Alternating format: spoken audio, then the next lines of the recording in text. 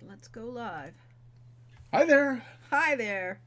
Welcome from beautiful, sunny San Diego boy, is it sunny area. here. Yeah, which Are we we supposed should have to close closed that that. curtain? Yes, so we I should don't do look that. so light, so we don't get washed out so badly.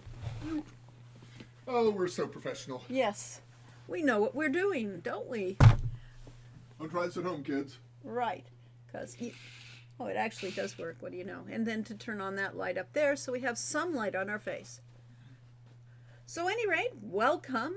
This is our Pundown at Sundown. We're going to have some fun and games, and that turned off. There, fine. Okay. Like my monitor? Yeah, it did. Oh, fun. So we're going to have some fun and games. We're going to talk about a lot of things that we've got going for us, and we're going to have a lot of fun tonight. Well, For them, for that, For us, you. and for everybody. Yes. So, hi everybody. Thanks for showing up. As everyone knows, the day after Halloween is the beginning of Christmas, so Well, Merry Christmas! yeah, or I hope you had a good Day of the Slide over Dead. Yeah, I'm trying to, but I can't because so I can lean in. All I can do is lean in. There we go. We're both here. Yes, and this is Get I'm my only a lizard. little shorter than he because of the chair. The rest is normal. So I have a yes. cushion, so Oh, so he's even taller, isn't he lucky? here. Oh, thank you. I get to sit up higher like a child on a seat. Yes, high it chair. is a high Hey. chair. There we go. Hey, we're match. We What- could What do you know? be Well, compatible. we could, but we're not very compatible at times. Okay, let's see. We're going to talk about first of all our Kickstarter because that's the important thing for us right probably now. supposed to keep links right here. Yeah, you're supposed to keep links and be able to post links whenever you get them. So yes, we have a Kickstarter going, and it's going up rapidly. Yeah, we're climbing. We We're just we climbing. hit the $73,000, $4,000, and $5,000 marks today, I think, or Yeah, at well, least the 74 and 75. And we just crossed 1,250 backers. and that is a special number because somebody made an arbitrary decision. Once that- upon a time. Once upon a time, that every time we get Oh, this is a different arbitrary decision. which arbitrary Well, we have decision? two We different. always have arbitrary arbitrary decisions. decisions. The reason 1250 is really, really special is because I made the arbitrary decision a while back that we would celebrate 1,250 backers, and we're doing that because in the fashion that every tier that includes physical items in the Kickstarter now also includes Sean's Lucky Coin, which we should have probably brought one. And We probably got one. I probably have Not that you could see it. Lori will go off and search for Yes, it. we used to show it off. The other arbitrary decision was starting at 1,000 backers. A lot of people asked if we were ever going to publish Lori's novel, How to Be a Hero by the Book, that she wrote with Michelle Baker back 15 years ago. We could get out some other stuff too. Yeah, I wasn't totally in Yeah, she prepared. well, not really, but I Somewhat- did bring somewhat stuff. prepared. I brought stuff. I mean, we had to leave fairly quickly Yeah, because we just to had give no you an idea, power. Yeah, you've probably heard about the all the wildfires in California. Well, one of the things is Pacific Gas and Electric has been staging planned shutdowns, which are planned as in about 2 hours before the shutdown. They Yeah. say, Oh, we're by turning the off your way- power. And they turned off hours on Sunday, and on Monday they said, maybe it'll be back by Friday. And we said, wait a sec, we got live streams planned. So we left town. Yeah. Here is the one side of the lucky coin. Yeah. Says Hero Why are you holding it over there? Yeah, there. That's it. Right. Yes. Okay. I'm And trying there. to get different angles. Well, that's okay. This It is is an a very antique silver nice, coin. nice, bright, real middle. Nice and heavy. And the other side is a shamrock design. Did you design this, Lori? Yeah, I did. Designed by Lori is a Gee, that was tough. shamrock design that's made of sort of hearts, making up a shamrock. Yes, it is. And this is the key to one of the first puzzles in Road to Redemption. Here you, Road to Redemption. And we had these as an add-on in the first campaign, but we decided to mint some extra ones. So we are now going to give away most of those extra ones to backers at any level. I think it's $150. Any level now. that has a physical return, we'll just drop one in the box and drop them to you because we would, we're happy to do that. Yeah. And, as far as selling them separately, we do have them available as an add-on. The catch is that if you're outside of the United States, the postage is unbelievable for shipping stuff. So, we prefer to include it with an order that has something else in it because we don't want to make you pay twice. It is horrendous, and we feel sorry for everybody that has to pay for shipping for anything. Yeah, we had someone from Australia complaining that it's not his fault that, the Australia dollar is weak to the U.S. dollar. And, well, unfortunately, we actually have to make some money to put into the game. Otherwise, there's no point in having the Kickstarter. Yeah. Funny thing that. Okay, anyway, so the other thing was, starting at 1,000 backers, I arbitrarily decided that every 50 backers, Lori would do a dramatic reading of another chapter of her book. By the book. That's the name of the book, but the real title is How to Be a Hero. And this particular book is by the book. So it's a series that basically covers much of the events that go on in the games. The original Hero Quest for Glory games. Well, I think the book in this case is How to Be a Hero by the famous adventurer. Yes. Yes, it is. And it's the same book that they issued to students at the Famous Adventurers Correspondence School. Yes, so, and all of you, too, have been members of that school just by proxy. So we will have another reading from a chapter from that book later on in this stream. So all of you that want your little story time, you can have Glory's story with Lori later on. OSU Brainiac asks me a difficult question. Will we include a lucky coin with anyone who pays for the physical Hero U-Box? And it doesn't actually have a tier, but gets the add-on. Oh, sure. I mean, we'll do that. If you get anything that's probably not the postcard. The autograph probably the postcard. You can even throw it in the postcard. Yeah, we'll throw it in. Try it. We will. We'll throw it in everything. Yes. These cost us a few dollars each. They're not a huge amount, but it adds up when you have 1,000 of them. It does. But you know what? We want people to be happy. So yes, we will do that. Yeah, I mean, if you get a physical add-on, we will add one lucky coin to a physical. And I guess I need to with those postcards. Even the postcards, we can't just mail you a postcard. We have to put it in an envelope. Yeah, it goes into a padded envelope so that the postcard doesn't get wrecked. A wreck when you get it. So therefore, it's very easy to slip you a coin. Yep. And hi everybody, happy Saturday. Welcome. Yes, happy day or Sunday. Maybe a few of you are Sundays, so it gets confusing. For the ones that are Sunday, it's probably pretty early in the morning. Yeah, well.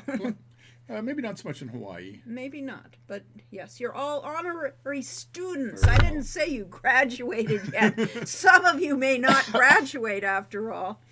All right. So yes, all right, there's a Sunday. Yeah, so that's the thing. We've got the Kickstarter going. We're doing our best to really cross the finish line in that style. Cross the finish line, yep. And as I've mentioned once or twice in there, the real object of this Kickstarter, there's several.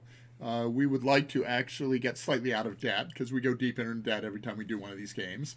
But the other important thing is to connect with you and all of our fans and players so that we have a way of basically messaging you. So once you join the Kickstarter, once you sign up for it, you can read all of the updates we put on there, and if you opt in for it, you also get that in email. Right. So yes, we want you to keep up to date and know what's going on. And the other reason for the Kickstarter is that if we actually manage to exceed the goal, we will have some stretch goals. Yeah, we have a lot of important stretch goals that we really want to make.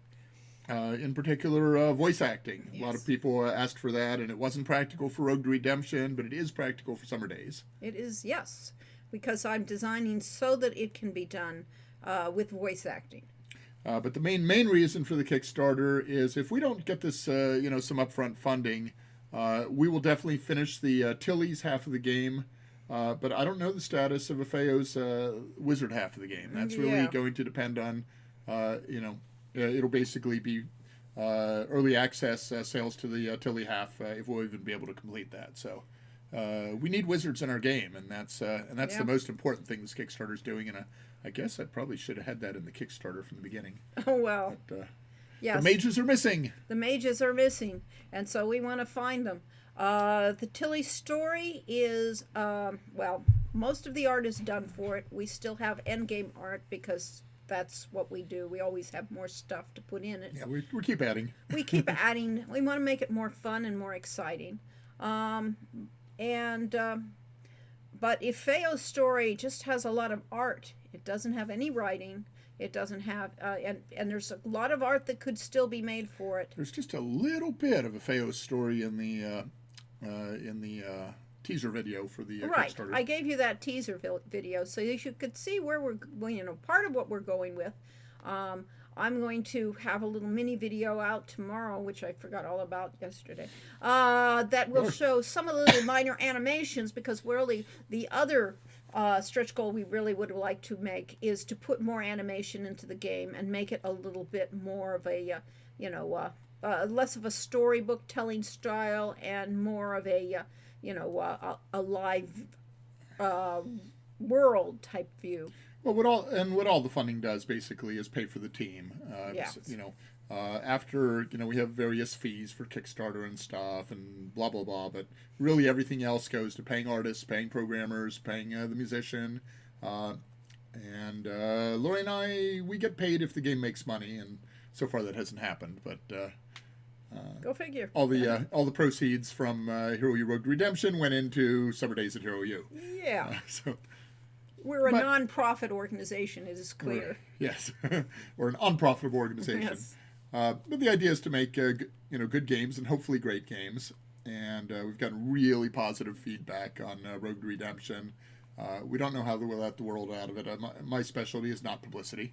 But we want to trust you to do that for us. So everybody that's watching this, share this with your friends. Tweet about it.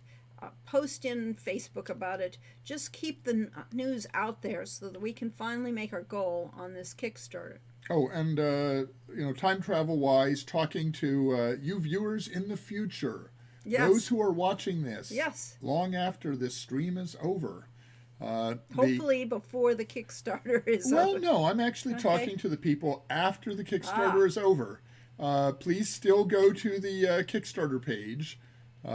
Which, let's see, was just linked again by Roberta there. Go to that page that's in the text on the sidebar. It's kickstarter.com/projects/transsolargames/summer-daze-at-hero-u. Make that easy, don't we? And there will be links there to our website and to BackerKit, where we will be accepting additional backers and so on after the Kickstarter is over. This will go on for a while. Okay, that's good to know. Yeah. So present and future, we can't do much about the past. The only problem is that the YouTubers don't get this. So when we post it to YouTube, you have to put all those links. Oh, okay, I will put that in the YouTube link. This YouTube video of this will be delayed at least one day because as a result of the streams that we've done so far, Lori and I are now affiliates of Twitch. Yay! We made the big time, or and at so least we the can, minor middle time. Yeah, we can do cheering, and you can give us bits and so on, and all sorts of fun things.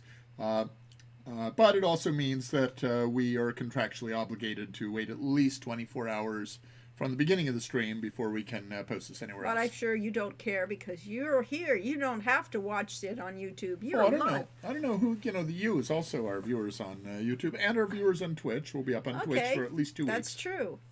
How do those Twitch features work? Well, heck if we know.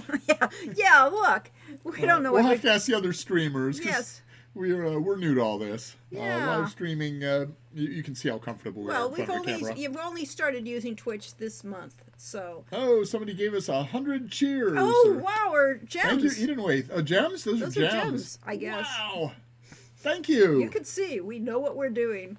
Yeah. There's bits and there's I guess there's gems. I didn't know that. I There's don't know. cheers. That's a gem icon. I don't know. I think we're allowed to give you custom emotes. We can Yes. create custom emotes for you to use. So we'll have And badges. We'll have you images, and we'll have stinking badges and things like that to give away. Yes, that is the official Hero U, which is part of Tilly's Silly Story.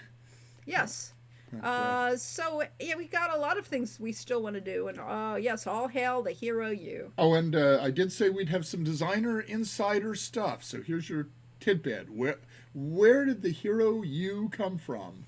It came from joking around with Eric Chang while he was doing art assets for our very first Kickstarter back in 2012, and he loved it so much that he started putting sheep into every illustration. Yes, so very, very So many. if you go back to that old Hero U at Hero U Road to Redemption Kickstarter from 2012, you'll find that there are sheep all over the description page. Yes, the Hero U's from Alpendorf. From Alpendorf. Can you do an impression of the psychologist from Police Quest 3? I'd probably have to watch the game and see what I did. Let me see now. It seems to me that you have some deep-seated problems that you have really need to work through before you will be a competent officer again. I am putting you on temporary administrative leave until we have worked that Really? through. Did they do that? I don't know what the game was. What did they actually do that in the game? I have Kick no him idea, out? but I think I think it's my job as the Yes. police psychologist to make sure that our officers are properly ready. Oh, okay. Well, yes. Is somebody just? Especially after dealing with Sonny Baines, that would drive anyone over the edge. Okay. I thought Sonny was the detective. Yeah, the hands. This is basically the pose. I see. So I didn't. Oh, I did not do that You're accidentally. supposed to, well, yeah, that. You give him the look. Yes. Okay. Yes, please subscribe. Oh, this is my scary look. Yes, that's your. But it's nearly It almost was. Halloween. It's only a little past. Day of the Dead. So, or Nights of the Dead if you were in our game. Yeah. Let's see. What else are we going to talk about? Well, This is Halloween. no, we're not going to talk about that. Oh, we should. Oh, we should. We but should we sing aren't. more. Well, maybe. Did Ken have? No, we didn't have. Quest for Glory didn't have any voice cameos. I was Queen Isabella, yes, in King's Quest V, the Ice Queen, yes. Yes. She was the professional actress for that role. Yeah. They actually rented some meeting rooms at a local motel in Oakhurst. And, Yeah. And then they auditioned all kinds of local people, and they strongly recommended that employees and contractors of Sierra all come by and audition. Yeah, so we all did. Anyway, it was fun. I think I auditioned for something and didn't get a role. But, yes. And then for Quest for Glory, we didn't have actors per se, but we did have rotoscoping, i.e., some of us were captured by on video, and then they used our motions to create the animation. I did the spell casting, other than it's off camera, the spell casting for Aravis. And I was a Kata standing up. So that was our extremely exciting acting career for Sierra. I was not, however, the apothecary in Salim in Quest for Glory 3, even though it looks somewhat like what I did at the time with my beard and all. That was John Wentworth, one of the programmers in the team. All right. Boy, well, that's used up 15 minutes. Didn't they rotoscope the face portraits? No, they did not. Those were all animated. And Wages of War? Okay. Yeah, those were just pure animation. So we had some really good animators at Sierra. Yeah, we had Mark Hudgens and Tim Laux and those other guys. And other people, yeah, many people. Wonderful team members that were incredibly talented. Let's can we go show the Photoshop screen and we I can just click over here. Oh, okay. Now we have a duplicate Pundown at Sundown because Lori decided to make her default fine. image. She probably wants me to go there I too. do want you to go to that page, and we're going to go for a word from our sponsors. Layer 47. Oh, that's very subtle. Okay. Why does it hide 47? Oh, there's that's for we're going to talk about that later, but no. Okay, fine. Special thanks. No, word from our sponsors. Yes, a word from our sponsors. Well, I've got sponsors up, but it's blank. You have to actually use Photoshop, so I'll There's trade you phrase seats. 1 and phrase 4. Yes. Oh, well, those are all games. right. Lori's, this is a game. Well, we're going to have games today. Oh, What's my. the point of this without fun and games? I mean, it'd be boring if you just listen to us talk. No, I'm taller. Yes, you are. You're much taller, and I'm shorter again. Oh, What do no, you know? I'm invisible. All right. Well, get over. All right. We're going to do a word from our sponsors. We're going to talk about all the neat prizes that we're going to give away in today's thing with all the games we've got going. So you too can win a game, win a prize, or just a thanks from all of us. So we will see. The first thing we're going to give away, and these are not actually in order, but they're close. We're going to give away a Mage's Initiation Steam code donated by Chris Warren. So, Mage's Initiation, Reign of the Elements, was created by Himalaya Studios, formerly known as Anonymous Game Developers, and before that as Tierra. And this is the company that did updated 256 color versions of some of the early Sierra games. I think they did King's Quest 1 and they did the Quest for Glory 2. Yeah. Quest for Glory 2 is the only game that Sierra did not make into a 256 color version. Right. So they got their they're street great cred. people. Yes. Yep. So if you don't have this thing and you don't win it because you did something marvelous today, you should go onto Steam today and buy this game because you can play it. Or probably on GOG as well. And GOG, yeah, probably. Yeah, I don't actually know, but yeah. Mage's Initiate, pretty fun game. Lori and I actually mostly me, did a live stream playing it. On your platform of choice, yes, indeed. Yes. Hey, it's on GOG as well. Good. So, yeah, if you don't win it today, go and check out that game because it's it really is very similar to Quest for Glory. It's a real role-playing game. I mean, a real adventure game as you're going to get nowadays. And it just came out. Well, so. It's an adventure role-playing game. Yes. Yeah, it's inspired by Quest for Glory. Right. So if you liked our games, you'll like this. And it's a good game.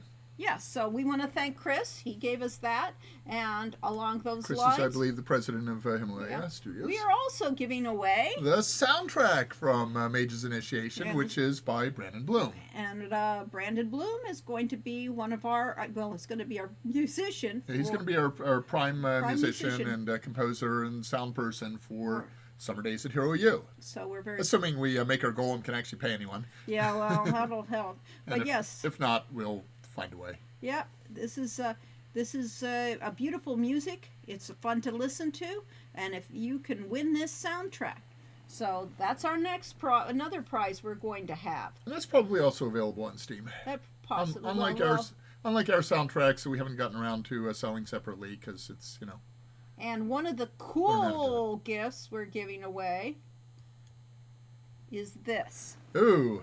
Now that is something special. I need one of those. We do. That's a unique. There's only a few of those made. It's possibly one of a make of 3 or 4, and that is just beautiful, isn't it? So yeah, he took our Hero U logo with the unicorn and made it into a acrylic, I guess. Yes, I think it's thing acrylic. with that lights up and it's just gorgeous. Yes. Thank you, Jason. And Jason makes those, and he donated it. He donated that one to us. So we're really thrilled, and we're really happy that he gave that to us. You too might wind up walking off with one of those today. Next, if we run this long enough talking about the people, then we won't actually have to give anything away. We don't want to give anything away, and we can keep them all. All right. So next on the list, got to turn off the light and Brandon's thing.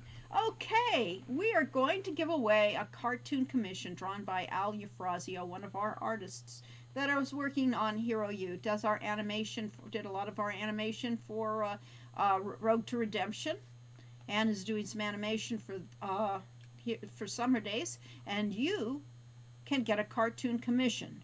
Now, this is not the same thing as getting it into the end credits of the game. That's either an add-on or at the $520, the very top tier of the Summer Daze at Hero U campaign. Those are, by the way, not really, they're basically ways of saying that you love our games so much that you really want to contribute at that level. And we're just basically thanking you for doing that by putting you in the end credits with a custom cartoon drawn by Al. This one is The one we're giving away today is one of the cartoons drawn by Al, but it'll just be it's yours. The cartoon. It'll be yours to keep. You'll have your very own Is original it just digital? art. Yeah, it'll be digital. Digital, yeah. You Yeah. can print it out. You can Very have good. fun with it. So, by the way, if this does run long, we'll run long. Because the one thing that we absolutely need to get in here is story time with Lori. Story time with Lori. Where she reads chapter 2 of By the Book. And next on the list, the last thing we'll be giving away is a original Quest for Glory. Actually, this is a special one. Okay, this is the VGA version of Quest for Glory 1. This is the remake. That is the point-and-click version of our very first Sierra game, Quest for Glory 1, So You Want to Be a Hero. And Roberta Vaughn, who has been just enormously helpful, and she's right there in the chat there. Hi, Roberta. Yeah. She, donated this, and she has been our pusher. Our Promoter. Our promoter. She has done so much for us, and yes, we will have. We love you, and we thank you very much for all the work you've done. And she did donate this, so you too could win a Quest for Glory box of your very own, or one that means that you don't have to get your own out of the safe. So did you put Tower into this file? I did not put Tower. Okay, I got one right around the corner, so I'll just get out the live one. All right. So the one thing I forgot to put on this, because I erased the ones from previous. Yep. Is and we go over here, and go to which is it? To get to the webcam. Is the webcam? Yeah, you can go to the webcam. What do you know? Webcam. Hey, we're bigger. Yay. So we're not in the business of making physical objects, although we do. We get people to make them for us. But what we are in the business of is experiences. And the experience that we have coming up in a few weeks is a live streamed run of the dungeon that I wrote back in yeah, that long time ago. Called The Tower of Indomitable Circumstance. And this was published by Judges Guild. And I have once before waved this booklet. I waved this in front of Ken Williams when Lori and I met with him. And that was, he had already decided. In 1981, somebody was letting us know. 1981? Okay, well, I wrote it back in 80. Yeah. Yeah, but it was probably published in 81, and I met you in 82. You met me in 79. No, I did not. We can argue about it later. Okay, you got me in 79. Okay. All right, we got married in 82. We got married in 82. Okay. 82. Yes. The way I remember our anniversary is a little silly. Has to do with when the World Science Fiction Convention was on the west coast of the U.S. You think we remember what we wrote? What he said last time? Probably yes. So anyway, so what I did is when we had this meeting is among other things is I brought out this module and showed him it had my name on it and said this is the fantasy role-playing module, and Ken Williams was looking for a published award-winning tournament level and some other adjectives dungeon master to write Sierra's first in-house developed computer role-playing game. So as a result of me proving that I was a published author, he hired Lori instead. Yeah, really, to be the designer. Game designer. Kenita, yeah, we're running this for just 2 hours or a little longer if it runs, but we're not. This is not a marathon event. No, this is not an 11-hour plus one like we do on Halloween. We only do that, for rare occasions. I spent all of yesterday recovering from it. Yeah, and then these things take time to set up. So the next time we do a marathon will probably be New Year's because we won't do it. So we're planning on kind of doing this most every Saturday for a while, long after the Kickstarter's over, and we may do some in between ones as well. So we'll see how it works out. People seem to like them. We like doing them. Okay, so also while we're doing credits and thanking people for things and telling you about things, this is the... Oh, we'll go back to puzzle. Puzzle, because it's obviously puzzle. We want to make special thanks. Roberta Vaughn, thank you very much for all you've done and all the work you're doing. She'll be the person, if you get a prize in this, you want to contact her directly to give her all your information. Otherwise, you'll never get whatever you win, because she is the person. She's our go-to person. And that's another portrait by team artist. That was by JP, though, That's right? JP. Yeah, John Paul Selwood, our lead artist on Summer Daze. Daze. And Mage's Initiation, for that matter. Oh, and Mage's Initiation, yes, yeah, right. So there's some crossover. There's a little incestuousness in the industry, but, Well, yeah. but they're really separate. Yes. We also wanted to thank Steve Coop. very much Steve Coop. He's helped us set up these things for every time, but this one. So therefore, we wanted to make sure that he knows we love him. We thank him so Thanks, much Steve. for all the work that he has done to put this together, so that we can actually not look like blithering idiots every time we try this. And Steve was also immensely helpful at our booth at PAX, as yes. Roberta set up the whole thing. But Yeah. Steve was the person that was lugging around all the computers and stuff, and we kept thinking he'd get a heart attack, and it would be our fault. But somehow he survived the experiences, did we? Yes. And the other person we want to thank very much is Mouse Mary Jest. And Mouse has been our promoter on Twitter. He has been our, one of our cheerleaders behind the scenes, trying to keep us on target and trying to get us to do, things like send out the newsletters and that on a regular basis. Our goad. Our goad, yes. And believe me, I need a goad. And he is also the person who is doing all the illustrations for our character sheets, because we'll talk again about the fantasy role-playing game later. This is for the Tower of Indomitable Circumstance. Mouse got together with Lori and with Red Leanna K, who has a Twitch channel also. Thank you, Leanna. Yes. And they came up with really weird, quirky characters for players to play in the game. And it's going to be an experience. And Mouse illustrated them all with just wonderful. wait. We will share his illustrations of these quirky characters with you. We should have had one of We those, should have too. had, and I'll set it up for later. All right. And yes, and he is also a real, true, brilliant opera singer. I also want, and he does, but let's go back to Steve Coop. Steve Coop is the great mac and cheese maker. So in addition to all the other things that he does, and he is working, Steve Coop is also working on the yearbook for Road to Redemption. So he does a lot of things for us. So we're really proud. And which means I should get back to Roberta and say that Roberta is heavily involved with running the Classic Gamers Guild on Facebook. And I'm sure she'll have some links to that along the way. But Classic Gamers Guild have been great cheerleaders for our games and for other Sierra games and other older games. Apparently, it started out as what was it, the Heroes Guild or something like that, and they decided to generalize it a little. Yeah. So yes. So if you CGG, yes. And so therefore, I know you are too much in shadow, but that's okay. We'll be brighter when the lights go out behind us. So. Yeah, the camera likes to auto-adjust for the fact that it's got all that bright light behind us, and so it keeps us dark. But when it gets dark outside, we'll get brighter. So yes, we really appreciate all of you from CGG. You have been all of our backers and our cheerleaders, and we had a great time at PAX. So thanks everybody. So and thanks to all of you. So, and I see some former contest entrants and prize winners there, too. Right. So, we have, speaking of prizes and things, those are our prizes. Those are our thanks. The first thing we were going to do is have a question and answer session. I think we kind of did that. We did, kind of. But if anybody has any more questions about anything, type it in now. Yes, if you don't do we won't get to half of these games. Yeah, well, we won't then. That's the whole point. If we don't, we don't. I think we should just take questions all through it. Okay, so, all right, you don't, what is the airspeed of an unladen swallow? Well, it depends. Are you referring to an African swallow or a European swallow?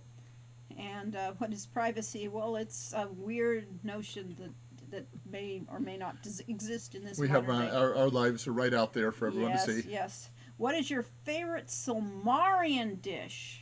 I would have to say probably my favorite Sumerian dish was what we had last night, which was the shish kebab. No.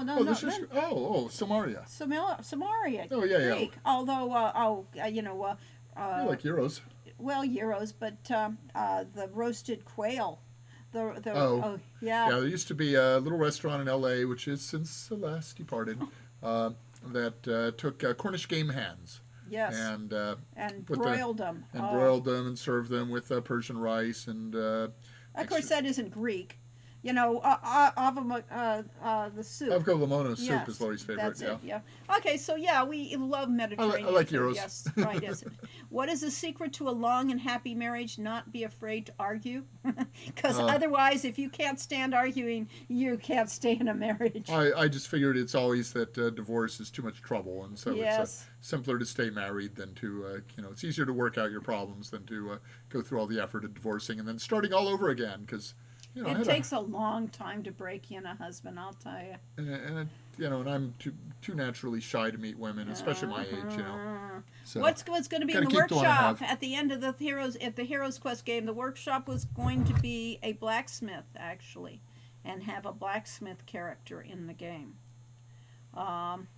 Yes. And that would probably help you improve your swords or something. Right, but it never got very far since we were already cutting things out right from the beginning. Yeah, all of our games have had stuff cut. The biggest thing that was cut from Heroes Quest, Quest for Glory 1, was the entire Goblin underground maze. Yes, there was going to be a huge underground cavern of exploration, like a dungeon. Which is only a little bit derivative from The Hobbit, where we no, because it wasn't going to be anything like The Hobbit. Of course, if we had seen the Hobbit movie, maybe then we would have had it visualized. I had my own version of when I read a book. It takes me. Lori reads 3 times as fast as I do, and that's because I picture every scene in the book. I have in my mind when the when the hobbits get caught in the cave up on the side of the mountain and then got caught by the goblins. I had my own picture of what that looked like and what Gandalf's spell looked like and what the Goblin Kingdom was like. Okay, let's see. It wasn't quite as silly as in the movie. Okay, what is our favorite Quest for Glory? The film was epic. That part. Okay, some parts of it. That part of it. Okay, what is your favorite Quest for Glory game and why? Quest for Glory, mine is 4, but that's because 4 was awesome. I could go with 2 or 4. They're both awesome. I really like 2. 2 was the first game. I had to help Lori come up with the concept, and then she did it all because I was off doing systems work for Sierra. Second game, I was lead programmer, and I really got to participate in the design and create puzzles and stuff. And I like the puzzle part of the game, so that's kind of my part of it. Okay, for the reason. But every game is our favorite for different reasons. Yeah, but 4 had the best art and the best story. That's why. And 1 was the most original. I do love all of them, but what's the best? What's my favorite? 5 is pretty epic too. 5 is epic, but that's just had some little graphics problems because we introduced a new 3D graphics engine and it wasn't quite up to par. Well, the art kept getting changed. So one day we'll have a good long session on Quest for Glory 5 and all the stuff that went on there, and that'll be entertaining. Let's see. Did you think your fandom would last 30 years? Hardly. Well, no. Sure, why not? I mean... we think? We didn't think it would last that long. We thought people would grow up and find other things in their lives. Well, we thought it would last at least 10 years, or at least 5. At least 5. Because when we planned the series, we had this idea. It was originally going to be 4 games. We ended up with 5. We had this notion that the 4 games together would make a cycle, and that players would play all the way from the beginning to the end of the cycle, and that would be just then they would just all be compatible and they'd all have the same kind of look and feel, and we'd have the series done in 4 or 5 years, and you'd go through and play it all. And then we discovered that it didn't work out that way. That Sierra pulled the rug out from us every time we did a game, and they were all different. What does that to do with fandom? Well, it has to do with fandom. That I don't know, that our fans would play through the game. Did we think the series would last 30 years? Oh, we didn't even think about it. We just, but we did think they'd play for 10 or 20. Anyway. Yeah. We thought that Sierra could go at least for 10 years. How involved were you in the VGA remake of Quest for Glory? Well, the VGA remake, I was currently involved in doing mixed up fairy tales at that time. You got a full webcam here. Huh? Well, we could, but okay, fine, we could do that. Full webcam. But that means I get to just click SD webcam, not that webcam. Not that webcam. That's the wrong game. That is? What? That's. It's the right game. There we go. All right.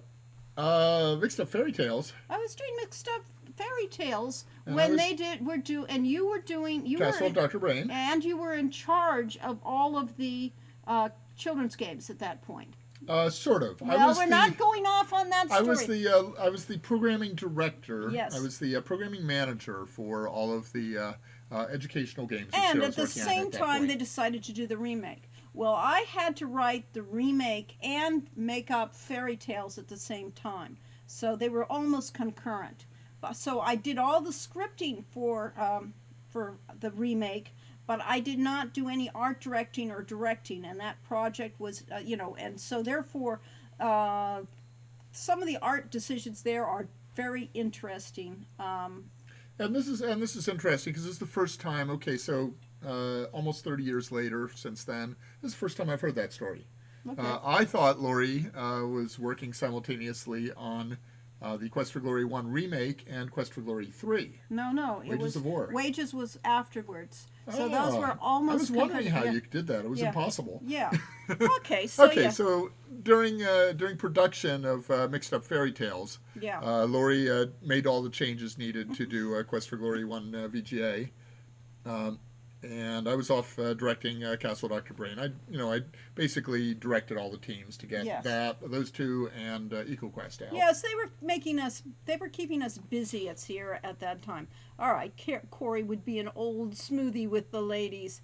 Hey, ladies, my hero is 500s across the board. Sounds like D&D. Yeah.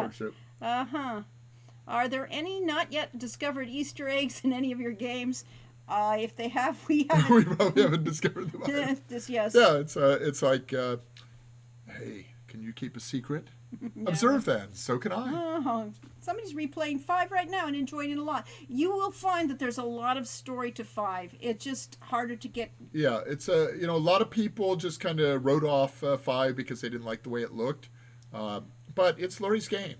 And that comes right into Summer Daze at Hero U, for which we should paste the link, because a lot of people were concerned. Well, first of all, a lot of people were concerned about Hero U Road to Redemption. They said, well, we don't want that. We want another Quest for Glory.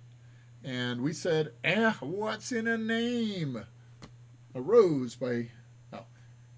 we didn't say that. We didn't say that, but we did say what's in a name, that Hero U Road to Redemption is an adventure role-playing hybrid game, and Quest for Glory is an adventure role-playing hybrid game, and they're different games, but... Very different games. But the same writers. But the same writers, yes. So a different experience in things.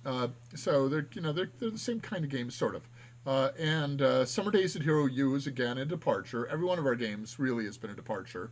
When I did Castle of Dr. Brain, we took out your character from the game. You didn't see yourself, unlike every Sierra game prior to that. But it used the same SCI engine. It looks completely different. And it's a puzzle game. For Summer Daze, we are also using, we had created a brand new engine to handle text entry and minor programming issues, which we call Composer, for Road to Redemption, and we're using it again for Summer Daze, and we used Unity in both of them. Yeah, so people ask, are you using a different engine? No, it's the same engine, but the games don't look anything alike, and because it's not all about the engine. All right, Chance Thomas's music for Quest for Glory 5 was some of the best music you'll listen to out there. For that time, it was the best. And this is one of the reasons why we worry more about the quality of a game than when it ships. Because the extra Quest for Glory 5 was supposed to take 18 months, and it actually took about 3.5 years. And during about 3 of those years, Chance Thomas was on the team refining his music. So when he originally did the theme for it, it was a completely original theme. And we said, well, that's a really beautiful theme you made, Chance, but... we need to have some of the original music brought back in, the themes of the hero theme and that that Mark call back to the previous games. Yes, because music is an integral part of a game. It is the experience once they went from being beeps and boops in a computer.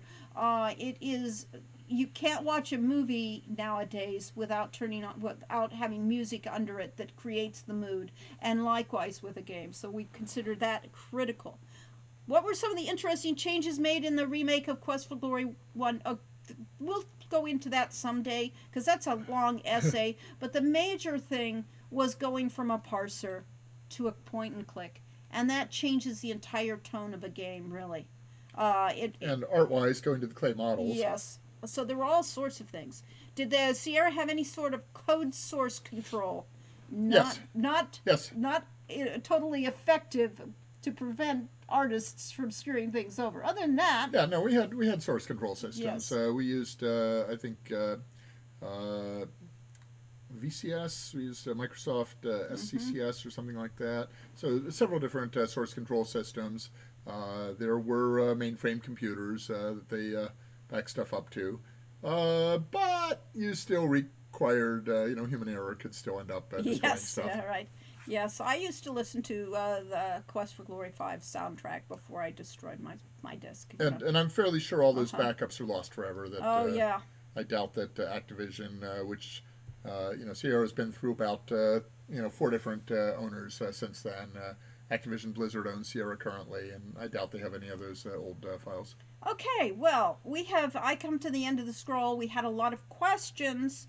I think we should play a game so that we actually get around to giving away some of those present prizes that we talked about. And the first game we will be playing, let's get away from that screen, will be words. And get away from this screen and go to the puzzle screen. Sponsors. Sponsors going down.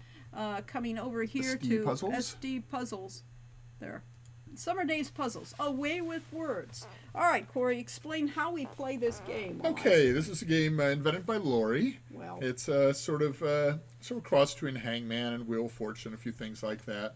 Lori is going to put up a bunch of blanks on the screen, and that will represent a phase, which will have something to do with one of our games. Yes, it's got something to do with one of our games. Yes, so actually, I'm going back to the camera, so I make sure I set this up in this short time. Going back for the webcam, and you can talk. She's hide it. Okay. And what's going to happen, I didn't actually see whether that right side is hidden, but you've got numbers there now instead of letters, right? Good. Yeah. So what's going to happen is we're going to open up a queue. Everyone that wants to play will join the queue.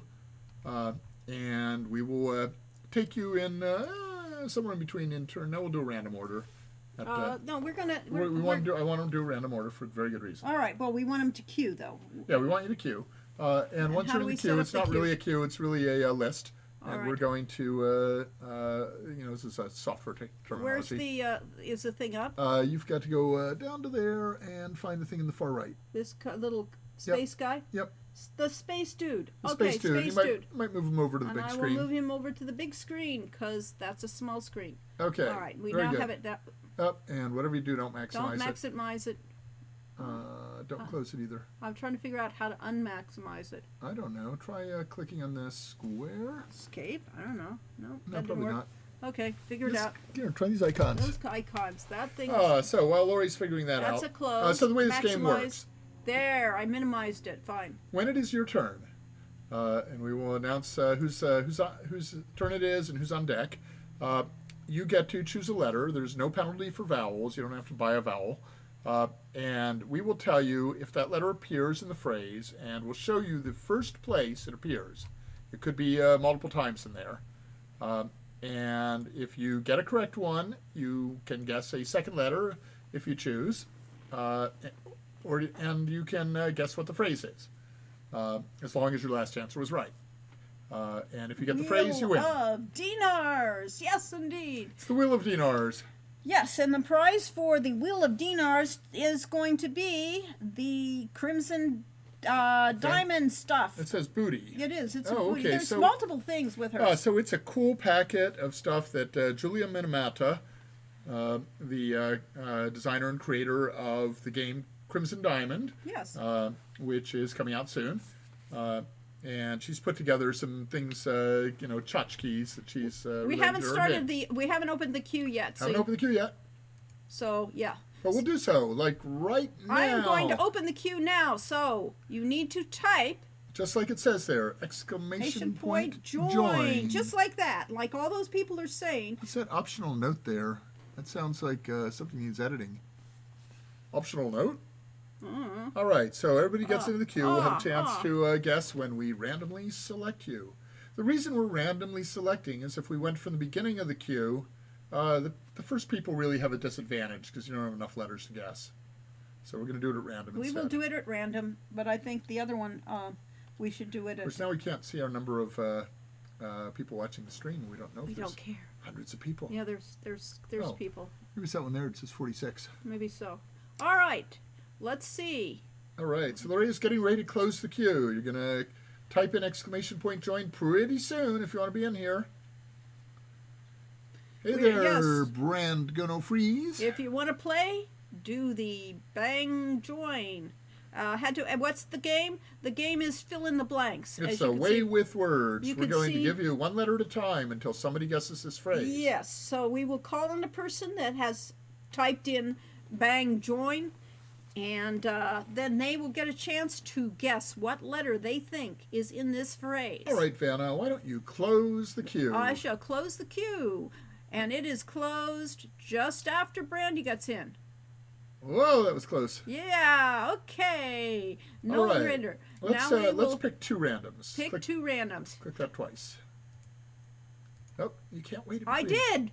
Barely made it. I did, Corey. I did it right. Almost erased the first Oh, one. well, you'll have to catch us the next game. All right. That's plenty. There'll be plenty more games. Yes, there will All be. right. How we're going to do this in another hour, no way. But that's okay. We'll make it. We'll All do right. best.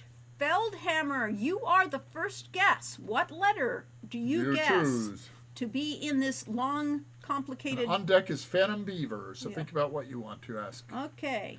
Feldhammer says, damn it, you're supposed to plan ahead. Yes, he didn't want to be first. All An right, but he A. picks the letter A. All right, now you have to actually Oh, turn do I it- actually have this puzzle somewhere? You actually have that puzzle because, I Oh, played... I know what the puzzle is. Yeah, It's this there it one is. It's that one, yes. Here. All right. Oh, we got to keep So it secret, there- well, though. they doesn't- The letter A does not appear in it. Yes, Next, there is no we're A. Up to Phantom So, Beaver. Phantom Beaver, it is your turn. Do you guess a letter?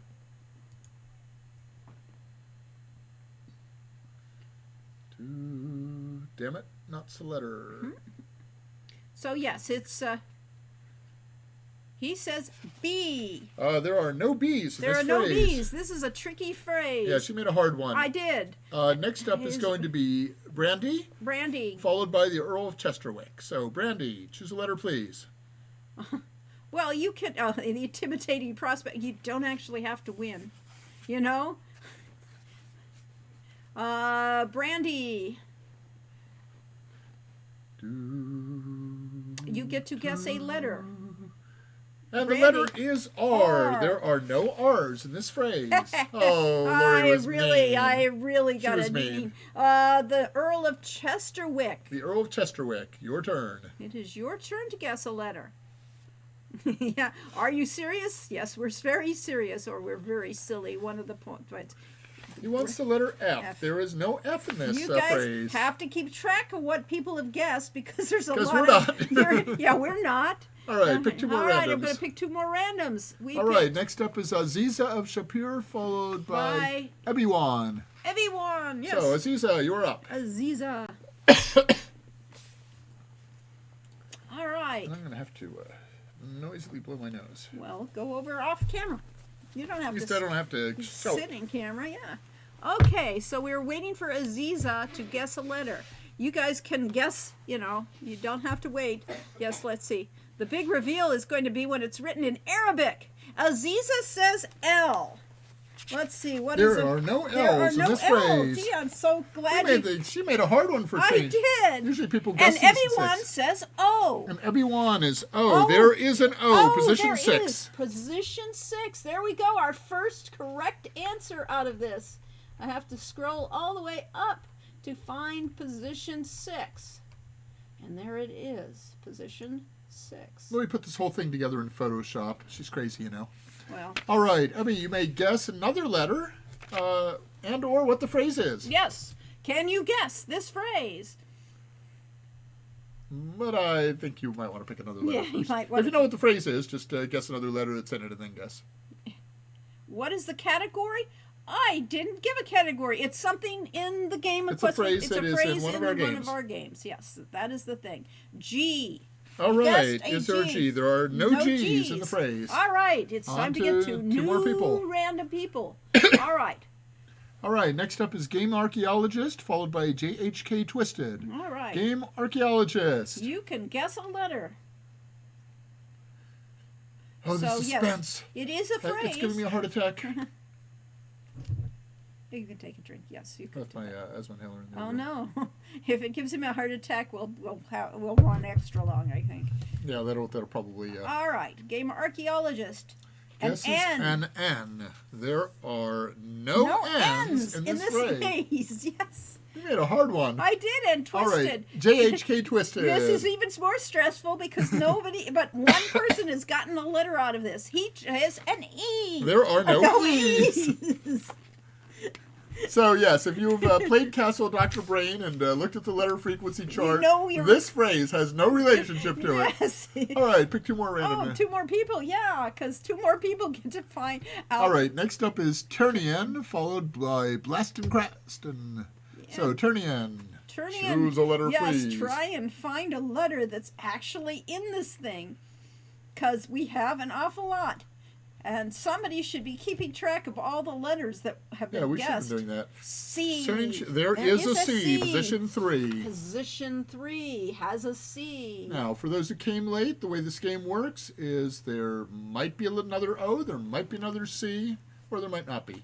Right. So let me get the first one. So we got another letter added to this collection. So, Turnian, you may guess again. Or guess the phrase. I am quite sure, Feldhammer, that there is no F words in this phrase. Yes. Just pick a letter, Turnian. S. Yes, there's an S. It is position 1. Wow, we got a good letter. Always getting the So along the lines of what Feldhammer was leading up to. Oh, I see. I didn't think of that. Yes, I see what we're talking about. Was there something you were frustrated about last night? That, all right, he got his two guesses those are two guesses. You can try to guess the word if you wish. Yes, you can. He guesses sick pool hound. No, I'm afraid that is not the phrase, but good try. That wasn't the person that's up. What? We're talking to Turnian. Oh, it's Turnian. Turnian. All right, Turnian, do you have a guess? He doesn't. No idea. Okay, let's pick two more names. All right. No, we have Blaston Raston. I'm sorry, Blaston Craston, you're up. Yes, Blaston Craston is chance to guess a letter.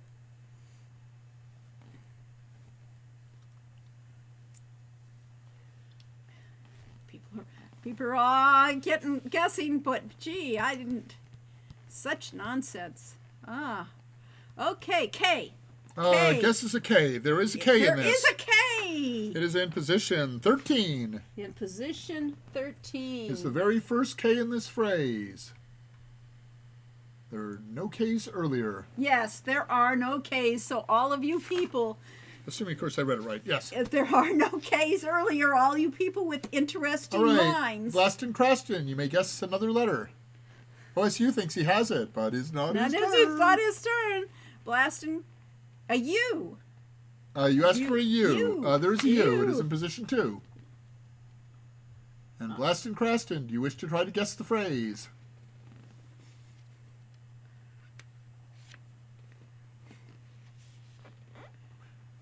There was an important clue here, is that is the first K in the phrase, is at the end. Yes. Which people are starting to know. Yes, they're figuring it out. All right, let's see. People have got it. All right, Blaston Craston, do you have it? It shouldn't be a pun. It's definitely a phrase in the game. It's an actual phrase. It's actually in one of the games, but... All right. He's... And what is the second word, if that is indeed the first word, which it might or might not be? Can't think of anything but guess. Next two people, we'll see if they are the ones to win. All right. All right, next up are Schumann 3D Blast, followed by Edenwaith. All right. Schumann. Pick a letter, please. Can you figure out the letter that's missing from this phrase? Well, any of them. Any of them, yeah, really. And you only get 2, so getting an obvious letter is not necessarily the best way to play. But it does mean you get to guess. Schumann is going to guess another O. There is another O. There is another Position O. 11. Position 11. is the next O in this phrase, there might be another. But if so, it could only be in position 12. There we go. All right, and you can guess another letter. Or guess the phrase. Can you get it? Rich has got it. I'm sure all these people have got it, and they're sitting on their hands and saying, "Oh yes, yes, yes." And I know it doesn't look child's. Such Woodstock. No, Such Woodstock is a great guess, except it's impossible because 11 was the second O, and there would have been O in position 7. Yeah, plus. But good try. We didn't have that quote in our game. Okay, that means Edenwaith, you are up. Edenwaith, can you figure it out? Well, first guess the letter. Yeah, you get to figure. Yes, you get to guess a letter first. Yes. And by the way, are we pronouncing Waith right? Well, it doesn't have the R. Okay, yeah. Not blasted dressed, is it? Yeah, it's Isn't that frustrating? See? Okay, Edenwaith guesses a P. P. There is a P. There's a P in position 5. It's the first P in the phrase. When you're watching Wheel of Fortune, we all sneer at the, any of these game shows. We sneer at the contestants. You'd like to solve the puzzle, Edenwaith. All right. It's not going to be. What is your guess, Edenwaith? If I pronounce your name right. Such poppycock. Such poppycock. Yes. Well, let's reveal some more letters. Well, we could reveal it all, or we could. You could just click on all the rest of the letters. We could give you the exact quote. Unfortunately, some of the townspeople here seem to have no concept of the wonders of science. Some of them even claim my little inventions are magical. Such poppycock. There is no such thing as magic. Hey, there is science. Yes. Science! I think you're a little loud, Corey. I think we're hitting the. Oh, am I pinning it? Yeah, oh, okay, yeah. Good. I blew out everybody's ears. Okay. Those of you who are wearing headsets. Sorry about that. Sorry about your new medical bills. Yes, yes. Such Woodstock, there is no such thing as science. Yes. Okay. Close enough. All right, so yay, we have a winner. And I pronounced Edenwaith correctly, and that's the biggest win at all. And yes, and Edenwaith. What did you win? What did she win? What did he win? Edenwaith won the Crimson Diamond Booty. Where did it go? Contributed by Julia. I didn't show that because I'll bet you it went into the other document. Oh no! How sad! I made it in the wrong document. Oh yeah, there's some awesome stuff there Yes. that we're not showing. We're not showing, but we are. Okay, but I could write down here Edenwaith. Mm-hmm. And I think Roberta knows how to get in touch with you, but make sure that you get in touch with. You make sure that, yes. that Roberta knows who you are. Yes, actually, if you go on Facebook, for those people that still go on Facebook, and we have pictures of all the items on Facebook, so you can find out what you actually won. And it is a T-shirt and a mug, and it's really cool. And if you click pick next a bunch of times, then you can clear the queue for next time. So that we clear all these people because we're going to. And the only reason, there we go, everybody's out of there. So we almost used up our whole set. That was a tough puzzle. That was a tough puzzle. That is the hardest one we've had so far. Yes, because after all, it only had a few letters, and most of them not following rules. So yes. All right, let's see. Do we have a break at 5 o'clock, or do we go right on to Pundown? Oh, Feldhammer, no! You lost a copy of Nova 9? Sorry about that. Oh, well. Oh, good. You're in contact. We're good. All right, let's see. What's next on the list? Actually, Feldhammer makes a very important point here. Post the Kickstarter. Oh, which Kickstarter? Our Kickstarter. How do I post it? Go to one of those browser windows. That Chrome thing. The Chrome thing. Not that thing. Oh, that's not the Chrome thing on the far left. Oh, Chrome that thing. Chrome thing. And then do a Control C. And then come back over here. Oh, you want to actually post it that way? Yeah, I'm going to post that. I thought we were going to show it. I thought we were trying to show. No, I'm sending people to the Kickstarter. Oh, and the reason I am posting a Kickstarter at this moment is it is closely related to the little problem that Feldhammer just had. If you wait till the last minute to support our Kickstarter, you might miss it. It could be too late. Yes. And then you will regret it. Maybe not today. Maybe not tomorrow. But for the rest of your life. Yes. So, you definitely want to get in that Kickstarter early and often and sign up for lots of add-ons and make the thing happen. But most importantly, tell all of your game-playing friends that they should check it out. Yep. Because we're finding that, our sign-up rate on this is unbelievable. that people who get to that page are saying, "Yeah, this is cool. I'm on it," and people aren't getting to the page. Yep. So we need to get people on that page. We need to get looks. We need people to show up. So commercial thing, spec down to Pundown. All right. Because this is Pundown at Punset. Yes, Pundown at Punset, and we're It's a little going early to. for sunset here. Yeah, I know. And so we're going to. We have a theme of just pun with it. Just pun with it. What we're going to do is open the queue, which I do now, and Join the queue. join the queue. Yes, optional note. Yes, the optional note queue. So, yes. And the award for the winner of this thing, except that it isn't actually. Oh, we should have done a giveaway instead of a queue. Well, no. Oh, well, it doesn't we're doing matter. a queue. Yeah. Yeah, but you can't get people out of the queue. We should have done a giveaway. Well, all right. We should have done a giveaway. Anyway, but the this giveaway. way we get people to join. We're going to get people to pun a lot. Oh yeah, we're gonna call on you for puns, but mostly it's free for all, isn't it? Yeah. Well, the winner will be free for all. So we are going of the to people pick, that are participating, we will pick one person to win the prize. and the prize will be What a prize? Steam code Yeah. to the game Mage's Initiation from Himalaya Studios, donated by Chris Warren. Yeah. So. And while that queue is filling up, I'll leave you alone. Oh no. All right. So this is what you're playing for. Everybody, everybody who's saying the join will try to make a pun on the theme of Sundown, Pundown, just pun with it, or anything to do with Quest for Glory. Any puns are open. So anything you can come with. Yes, if you have it already, so you pass.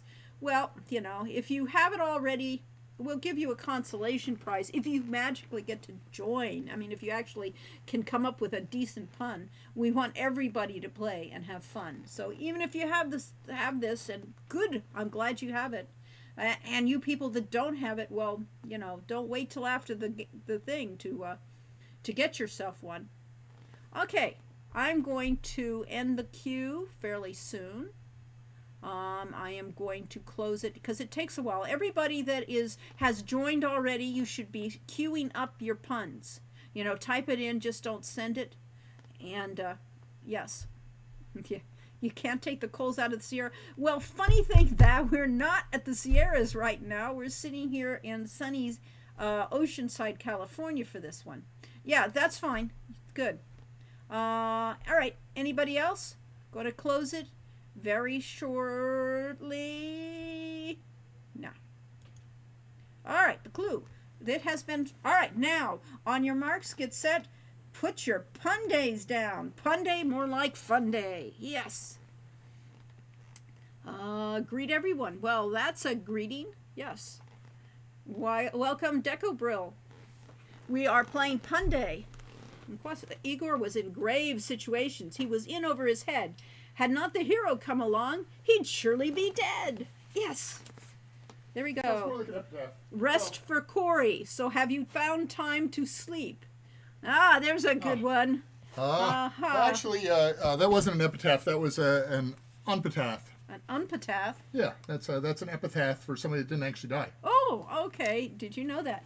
Okay, fine. Heroes come out in the evening. They're all good nights. Ah. Yes, I actually took a nap this afternoon. At my advanced age, having been, we were old people by game industry standards when we did Heroes Quest, so we were already over 30 by then. Will glass coffins be a success? Remains to be seen. Har. Yes, I like that one. Trial by Liar, the story of the thief in Shapir. Oh. I did bring my guitar, but not my lyre. Yeah. Huh. Yes, the background is different because we are, yes, indeed, in Oceanside, California. Yeah. And our faces are starting to get a little lighter as the sun moves away from directly behind us. Yeah. All right, people, we're waiting for some more good puns. Or people that decide they can't even think. A dwarf, a human, and an elf walk into the bar. The halfling walked under it. That was wise of him. Yes. The dwarf probably did too, truth to be told. It depends where the bar was raised, Corey. Yeah, maybe they set a low bar for this one. They set a low bar, yes. There was a good night pun in the original King's Quest in a death message. Okay, well... Of course, the other one there was the barbarian, and he just, bent it in half and walked on through. Ah, that was it. how can there be a Shadows of Darkness? Isn't that more of the shade thing? Well, it, was kind of a shady game. That's okay. Jokes and things are just perfectly acceptable. Close enough. Because after all, it's all about funny things. And yes, we were well aware that Shadows of Darkness is a what's the word? Not a contradiction. There's a. Well, it is kind of. It's a oxymoron. An oxymoron, yes, Yeah. It's an oxymoron. Uh-huh. But it sounded cool to us. And what we discovered later is that a number of games were released that year that had the word Shadows in the title, and every single one of them bombed in the market. And we said, maybe we chose poorly. Tautology, there's an interesting word for it. Quest for Glory 2, Trial by Fire, more like stuck in a maze forever. Oh no. Why didn't the sun go to college? Because it's got 1,000,000 degrees. Ooh, Oh, I like that. That will have to make a variation for that one. Already got 1,000,000 degrees, I think was the phrase, yes. Yeah. Well, I mean, that for Hero U. Why didn't the sun go to Hero U? See, you could have made that fit. It's hardly like Quest for Glory 4 is the only case of the Department of Redundancy department trope. Yep. That phrase, actually, I think we did use that, and that came from my older brother's college days, where he did some things with the local radio station. One of his friends that did radio programming had a sign in his door that read, Department of Redundancy Department, Tape Loop Division. And, in fact, they made tape loops that they we played have a on the local pen. radio. So Let's see. There we go. Oh, one of them is so good, Lori's writing it yes, down. that one had to be written down. Summer us are like a days ical. Summer us. Summer us are like a days ical and coming up with puns. That's an awesome one. That one wins the game. Oh, let's see. What's the beaver's favorite snack? The Punch and Duty Show? Chips and balsa. Chips and balsa. That sounds good. Uh-huh. We might go out to dinner after this. I thought we would be. If a riding animal on Hoth were named Tauntaun, would that be a tautology? Tauntology. Yes. Yes, indeed. All right. Punny Bones wasn't very humorous until he got his good humor bar. He should have stuck with the ice cream. Yeah. The Department of Redundancy Department, also Monty Python, one of the original. Maybe they may have gotten it from there, but this was way back in the 90s. Yeah, but Monty Python predated your brother. Sorry. Yeah, it was like around 1970, I think, is when my brother went to college. So 70, really? Yeah. Okay. My brother's older than we are. I know he is, and he's not that older. But I guess he did. They had a dating show on their station that people would call in and try and get dates, and so Barry and his friends called in, and they had an electronic voice that they had set up, and had a computer asking for a date, and had jokes like I could interface with her I/O for days on end. I see, and, clever stuff like that. Okay. I think people are running. They were all running. computer students. Yeah, really. I think we're running out of puns, so I am going to pick a random. And the winner. Ooh, too bad I can't reference. Oh, Monkey Island here because the insult duels would be a different pun on tauntology. You can reference anything you want. Yeah, that's a perfectly Tauntology. Tauntology. It's no longer tauntology. It's tauntology. Yes, we should have, one of these days. You have to have the accent in the right place. Okay. Might be a bit touchy, but did you know that bipolar people like card sharks? They are like card sharks. They are always high and low. Didn't know that one. What's the deal with that?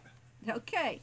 All right. I am going to pick a random person to win this winner. She's going to cut a name from this deck. I am. And the winner is Vanna. Wait, it's no longer Vanna's game. Game Archaeologist. It didn't matter if you didn't make a pun. We will forgive you. Game Archaeologist is the drawing winner. Yes. What? But did you want to give a special prize? I think that your favorite pun? The special prize gets to the one that is. You didn't write I didn't write. Yes. Okay. I'll have to re-scroll back because we can actually do that. Blaston Craston came up with the best one. Blaston Craston came up with Lori's favorite. Yes, Summer us are lackadaisical. That is an awesome, awesome pun. And I'm sure I will find a So place. instead of writing that down, why don't you write down Blaston Craston?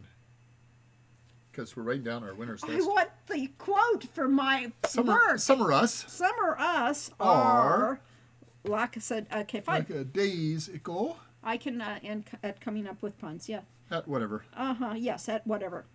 Because we might change that part. We'll probably change that part, but I can steal with the best of them. Hey, all right. So you're helping us write the game here. Yes, you just win a consolation prize. I mean, because you got the best. I mean, most of these are randomly because we can't choose because all of the puns are equally groaners or Yeah. that. But That's what I said. Best pun is, isn't that an oxymoron too? Yeah, really. Yes. So one of the nice things with doing the Kickstarters for Hero You Road to Redemption is at the high levels, people could have their portrait or statue in the game. And we needed a lot of paintings and statues around our castle to keep it from being boring old gray stone. So that way we had just a, inspiration for a lot of artwork to put in there. So, secrets of game dev. Yeah, Make use of your fan base. Oh, yes. Okay. Yes. Are we going to? We could leave the queue in there if you wanted. I wanted to clear the queue. Or you could. Well, we could keep it because it's recent. If you're going right to another test. Are you going right to a contest, or are you doing something? We could go to another quest. Yeah, I think we'll. And then break times. And then break time, and then you'll have to probably. And I think after break time, you're probably going to go right to story time. Yeah, I think so. Okay, so. So we're going to reopen the queue, but Wait we'll leave all the names in it. Yeah, Blast and Croston, do you have mages? Okay. Do you have Hero U, Blast and Croston? Are you up to date with your Hero U? You have MacGuffin's Curse. Oh, yeah. We could give him MacGuffin's Curse. I still have some copies of MacGuffin's Curse. Wow. All right. So, Blast and Croston, do you have Hero U, Road to Redemption? Ah, good. You got all those. Okay. Next how about Jolly Rover? Do you have Jolly Rover? Which you have that too. Oh, you okay, are we're out a of great prizes. fan. We're out of prizes. We have out of. I assume you have. No. Game Archaeologist, you won. Game Archaeologist is the winner. Yeah, you won the. Why are we asking Blasting Creston? Because he's. Blasting Creston does not have MacGuffins. MacGuffins is a wonderful game. Well, okay, we're sending you Blasting Creston. We're giving you a MacGuffin's Curse. But it's Game Archaeologist that won the prize for the. Yeah, but Blasting Creston's getting this one. Yeah. Which means you really ought to write down his name somewhere. I will, Corey. I'll do it that way. Yeah. Yeah. Of course, he already has mage. Does he have? Do we have more of the? Yeah. Okay. You can get your choice of MacGuffin's Curse or Jolly Rover. Right. Jolly Rover is a traditional adventure game. Okay, yeah. Similar to Secret of Monkey Island, except with dogs. Do you have either of those, Game Archaeologist? Because we do have Jolly Rover. We do have MacGuffin's Curse. We were going to make a MacGuffin's Curse originally when we were making Hero U. You don't have Jolly Rover. Okay, we'll put that down. Game Archaeologist. So he goes in Pundown. Yeah. Game. All right. You may continue with question. Yeah, that's the one we'll have to do. So that's definitely. Okay, so this is Jolly Rover. Yeah. So. You'll enjoy it. Yeah, it's a lot of. If you like. Dogs. If you like Secret of Monkey Island. If you like Secret of Monkey Island, you'll like that game. So, yes. And I loved MacGuffin's Curse. It's one of the few games that I actually played mostly through. Yeah, MacGuffin's Curse is a puzzle game. Jolly Rover is an adventure game. Yeah. Okay, and we will need email addresses from you. But you can always give them to Roberta, and she'll give it to us. Rubber Tree, I was just going to come up with, as an example, if we ever got back into the topic of death in computer games and death messages, and somebody asked me what was the best death message ever in a computer game, and the best death message is the one that doesn't kill you, which is when what's our character's name in Monkey Island? You mean the pirate? Yeah. The Dread Pirate. Not the Dread Pirate. I know. What's your name? Yes. Come on. Who's your character? Who's my character? In Secret Monkey Island. Well, who is it? It's Guybrush Threepwood. Thank you. There.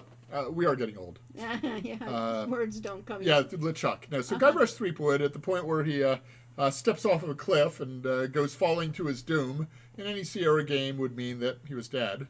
And in Secret of Monkey Island, that appears to be the case. And then a few seconds later, after the restore, restart, quit box, it doesn't actually do any of those things. As it comes back with a text box, it just says rubber tree, and he pops back up into view. Smokey the Elephant, I thought and that's the right way. That's the right way to do a death message, is one that doesn't actually kill you. Smokey the Elephant, he figures in a death message that doesn't kill you. I thought you burned up when you got that one. But Maybe I don't not. know. Maybe not. All right, the next game we're going to be playing. The Mighty Pirate Guybrush 3.0. Yes, is Question Quest. Question Quest, and how this works is it's 20 questions. We will clear the queue because we want to do this thing. So I just do pick. No, don't clear the queue. Just reopen it. And the Oh, reason we you don't, can? yeah, we don't need to clear it because it's only been a few minutes since the last puzzle, Okay. and most of you are probably still here. Okay, fine. So Lori's I'm going to gonna reopen open the queue. if you want to play Question Quest. Any of you that hasn't already joined, or if you're not sure if you've joined, do an exclamation point join, and you can put yourself in the queue. Yay! Yeah, join the game. Okay. Wages Award does forgive you for that death in particular. A test of the emergency death system or so. Okay, Oh, I like fine. it. Yes. The drowning death in Quest for Glory 5 is this is a lesson you've been taught. Guybrush Threepwood, you are not. When by water, you are surrounded. Get to shore before you're drowned. That was what I wrote. Lovely. I recognize this. Yes, join. You can. Yes, it won't screw up if you already joined. Yeah. So our favorite adventure games that we didn't write, probably Secret of Monkey Island is right up there at the top. Yes. So yes. Great game. So 20 questions. We will call on people one by one to ask a question, and it is a yes/no question. Yes, that was quite glorious. So yes, /join everybody. Get in the queue. No exclamation point join. Oh, all right, fine. /join doesn't work. All right, fine. Exclamation point join or bang join. And, Whatever. we're probably about there, so Okay, we can gonna go close. Closing the queue. Oh, just got in, and I'm closing. I am closing. Oh, that's True Gaming Archaeologist. Yeah, if you participated in the last. Oh no, we only had the one. Game Archaeologist was the only one we picked, so you did have to do that, Game Archaeologist, because we took your name out. Yep. Antwerp got me once. Yes, and Antwerp once bit my sister. All right. There's still more people. They're still joining. Hey, come on, hurry up! Touch that exclamation point join before it's too late. Yes, there, join. It's one of those. No, sorry. None of those will work. None of those will work. Naming You collision. might confuse it, and it may never see He's you. trying to do SQL insertion. I see. Oh, noes. All right, I'm going to close it. 1, 2, 3. It's closed. All right, the queue has been closed. And, We're and going he to- got the right one just at the end. The Antwerp got me on the rebound. Gee, we needed that for the Pundown. There we go. Oh, that's okay. There could be another pun down someday. Yeah. But the whole idea of puns is to be spontaneous. Well, this is a pun. Don't open. No. No. All right. We are going to pick A random. a random. I'll pick two randoms. Pick two randoms, and they will be the first two people to ask the question. Yes, no question. Okay, first one is going to be Jarakith. Hi, Jarakith. Yes, and Thank you so much for supporting Hero U. Yes, And and- followed by Tiny Starship. yay! All And right. Roberta says we're over 75% funded. Well over. Okay. So we need to get to 100% funded because with Kickstarter, if you're 99.9% funded, we'll get 0. So You won't be billed. You are not billed unless we succeed.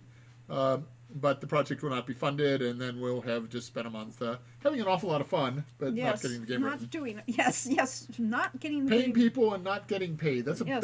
bad combination for a Okay. company. All right, so you are supposed to ask a yes or no question, which will help figure out what the word or phrase is in the question quest. Okay. Yes. So yes. And Jarakith, what is your first yes or no question? Yes or no question. This is 20 questions. Usually you try to narrow it down to a category or whatever we're talking about because it could be anything. It is the only clue we will give you is that it is something in our game. Decobrill, in the last 2 times we did Kickstarters, 3 days was an infinite amount of time because everybody shows up in the last 48 hours. And in fact, the 2012 campaign closed with certainly less than 4 hours to go. I think it was like in the last hour we reached our goal. and we went from $300,000 to $400,000 in the course of the last 2 days. But this is 2019, and we don't know if the rules of Kickstarter have changed. So, yeah, we gained almost $5,000 just today. I sent out a plea to our former backers, and many of them came through and joined us. Thank you so very much. So, Jarakith, are you here? Do you have a question to ask? I can't tell if Jarakith is still here because I can't see him. You could go to users, but... Users. Okay, well, what do we got here? Kickstarters Well, usually have a rush at the beginning and a rush at the end. We had a huge beginning. Yeah, we had a great one. We had $46,000 in the first 24 hours. We've made another $30,000 since then, and that's normal. I mean, it all goes into the doldrums in the middle, but that's and Kickstarter tells you make your campaigns short in 30 days to keep the energy up. We made this one 35, so we could have Halloween in it. Yeah. And those days matter because we average $1,000 per day, and that's all money that goes towards making the game better. So. Well, I don't see Jarakith, so let's move right on now to Tiny Starship. Do you have a yes or no question? This is the game similar to the game known as Animal, Vegetable, or Mineral. So you can ask questions like that. Is it an animal? Okay. Yeah, I think Jarakith. I thought I should have cleared the queue. But well, it's only been in the last 20 minutes or so. Yeah, I don't know where they pulled that name from. Okay, Tiny Starship, are you here? Yeah. And if not, we'll go to two more names. Yeah, we'll go to 2 more names. Yeah, pick 2 more random names. Okay. All right. Maybe they fell asleep and they did. I guess anymore. Yeah. Okay, JHK Twisted. Twisted. Ask a question, please. Yes. Tiny Starship. Oh, Tiny Starship asks, is it alive? What are we And the doing? answer is yes. It is alive. Yes. All right. You get to ask another question. In a fantasy game sense. Well, yeah. These are all things from our games. from our games, so it may or may not be alive, Now, but in real life, but. And it might be dead by now, but. But it was alive. It was alive in one of our games, yeah. It's alive. You may ask a second question if you wish, Yes. Tiny Starship. Yeah, I know. Sorry. Yes, and for some people, there's a longer delay than others. Yeah. Somewhere between 5 and 10 seconds for most people. Yeah. Yes, we also have a Patreon. That will keep us alive.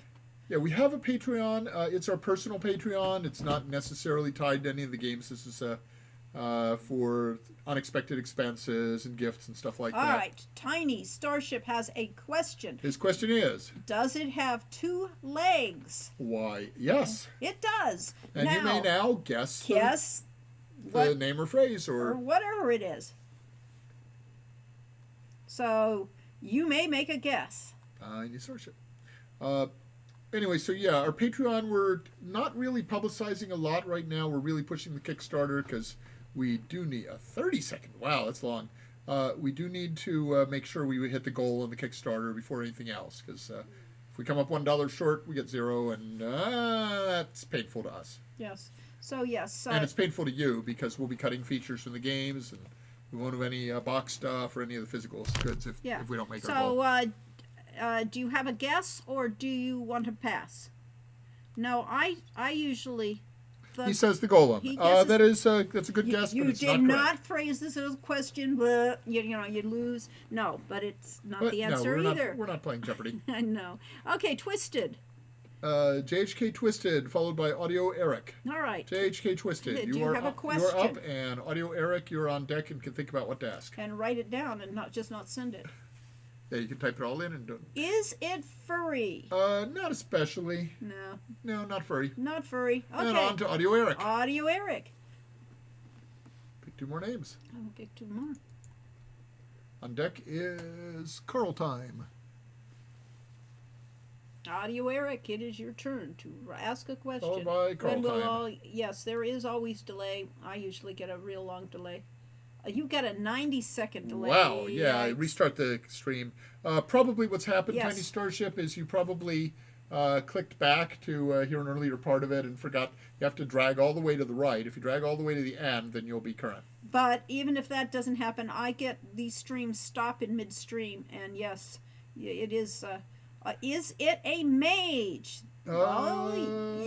Is he? Yeah.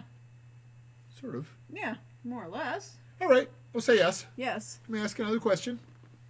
Ruins is some contest for you? Yes. Yeah, I'm sure. I'm have to exit and return. So Aziza says it ruins them. Well, I'm sure it'll ruin these things. Yeah, it's a lot tougher on phone. It's a bandwidth issue. Yeah. It's better than when we were doing this on YouTube. We would get long lags on YouTube. Yeah. Well, the problem we had on YouTube is, we love YouTube, but we had about 75% packet loss, and that was just unacceptable. Okay. Is it a mammal? Yes. Yes. Can you guess? Can you guess what the two-legged mammal? You don't have to. No, it's not up to us to repeat the answers. Let them figure it out. You're getting a computer soon, though. Oh, good. We got a Samsung tablet for under $200 at Costco, and it's really nice. Yeah. So if you don't need a full computer, that's a good choice. Yes, and you can. We will be able to play. Summer Daze at Hero Summer Daze at Hero runs beautifully on it. Yes. I'm. Is it Fenris? It is not. Okay, on to Carl Time with Ebiwan 907 on deck. Carl Time, do you have a question to ask? A Ryzen 2700X? Is that an X? It looks like it. Yes, that's nice. X. Yeah. Yeah, I'm still using a laptop. Does it speak English? Yes. More or less. More or less is the answer. Yes, it speaks English. It speaks whatever the common language is fine. In some of our games. All right, Carl Time, you got a yes answer. You get another question, Carl Time. Yes. Or you can guess. Mm-hmm. Or you can guess another question, then guess. Yes, you can. If you get it right. You can narrow it down, but if you guess wrong. As long as you guess right. You got to guess right. You have to be good at this. Yeah. All right. All right. Yes, we're really, And of course, our games. Some of our games were localized into several other languages. Is it green? Is it green? Partly? Are we allowed to answer partly? I don't think it really is green. I don't remember. So maybe okay. Yeah, I don't think so. All right, no. No, it's not green. It's not green. We we'll have move to on. think about it. What the art? Okay, Ebiwan 907, you are up. You may ask your question. Yeah, you have some weird clues there. Yes. And remember, with 20 questions, negative answers are just as important as positive answers. Is it good? Ooh. Well, it's very good. It is very good. I see. And I would have said no. So yes, I know. So, but Lori's the boss. So Lori says yes, and so therefore you get another turn. And he says it's no, so that gives you another clue. It is ambiguous. So you get another question. That was a yes answer. Ambiguously good. Is it female? No. No. All right. We have two more people. So good in the sense of helpful, absolutely. All right. All right. We have Game Archaeologist. Game Archaeologist, you're back. And Navity. Navity is up after Game Archaeologist. All right. Game Archaeologist, have your question to ask. You have a good question? 5 down, says OSU Brainiac. Yeah, I'm supposed to keep track of that. Well, it's more than 5, isn't it? I don't care. Okay, it's more than 5. Yeah. Maybe it's 5 people. Says it 5. Probably 5 people. Not counting extra guesses, of course. Okay, fine. Okay, All so it's really about 8. Yeah. All right. Game Archaeologist has you a question. Is it female? Oh, that's already just been asked, so we're not going to allow you to ask that. Yeah. It was just asked, and the answer was no. Yeah. Which 10X has, believes you have... Well, I have many ideas. I have many things, yeah. I can't find it, but... What? Oh, there it is, yes. Yeah, right above there. Oh, okay, fine. So, you get to ask a different question. And you should be reading your chat. Yes. Hard to keep track of these things. I think we have to repeat the question because some people may not have the chat All right. open. Is it in QFG1? No. No. Okay. We are going on to Navity. Navity, ask a question, please.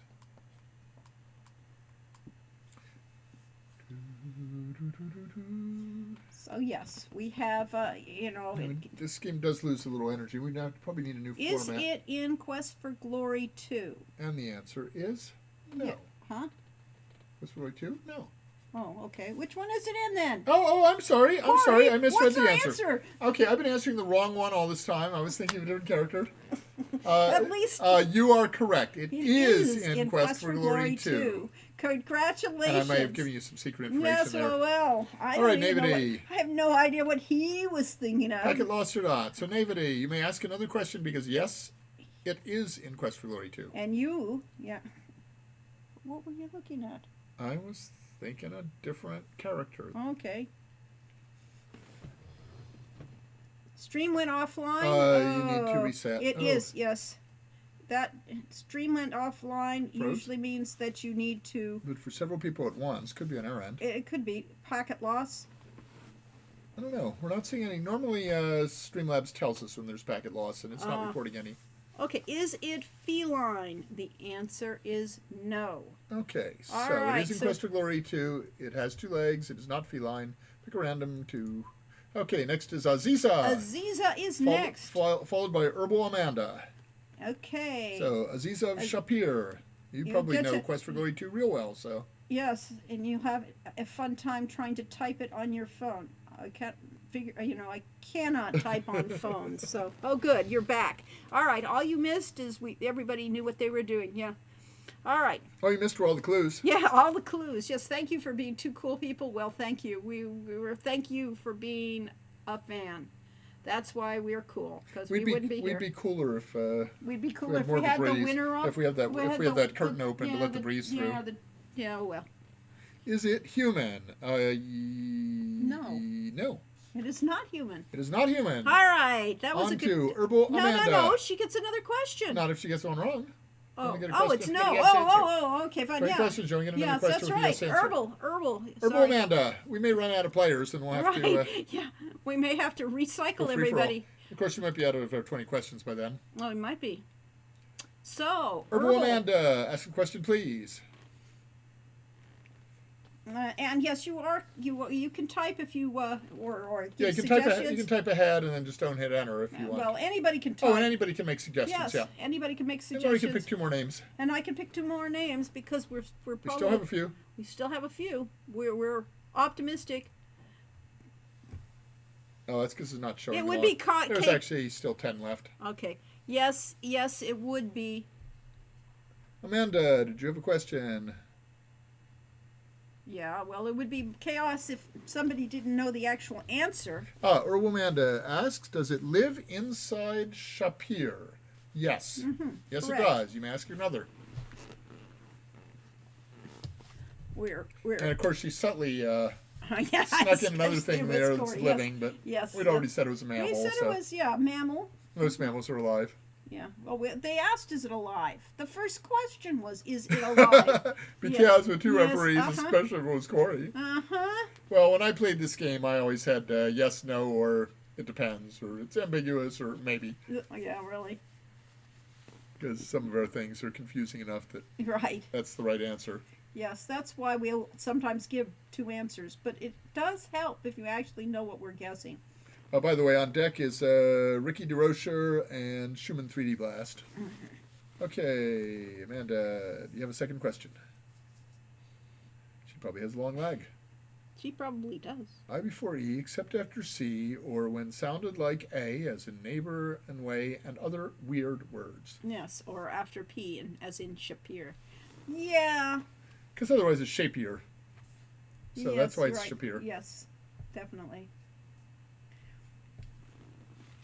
So, Herbal, Amanda, do you have another question, or would you like to pass? We're getting closer, though. I have a feeling she might be one of those 90-second lag 90-second lag people. Okay, well, I'm going to take that 90 seconds of lag and get my tea so that I can have a drink.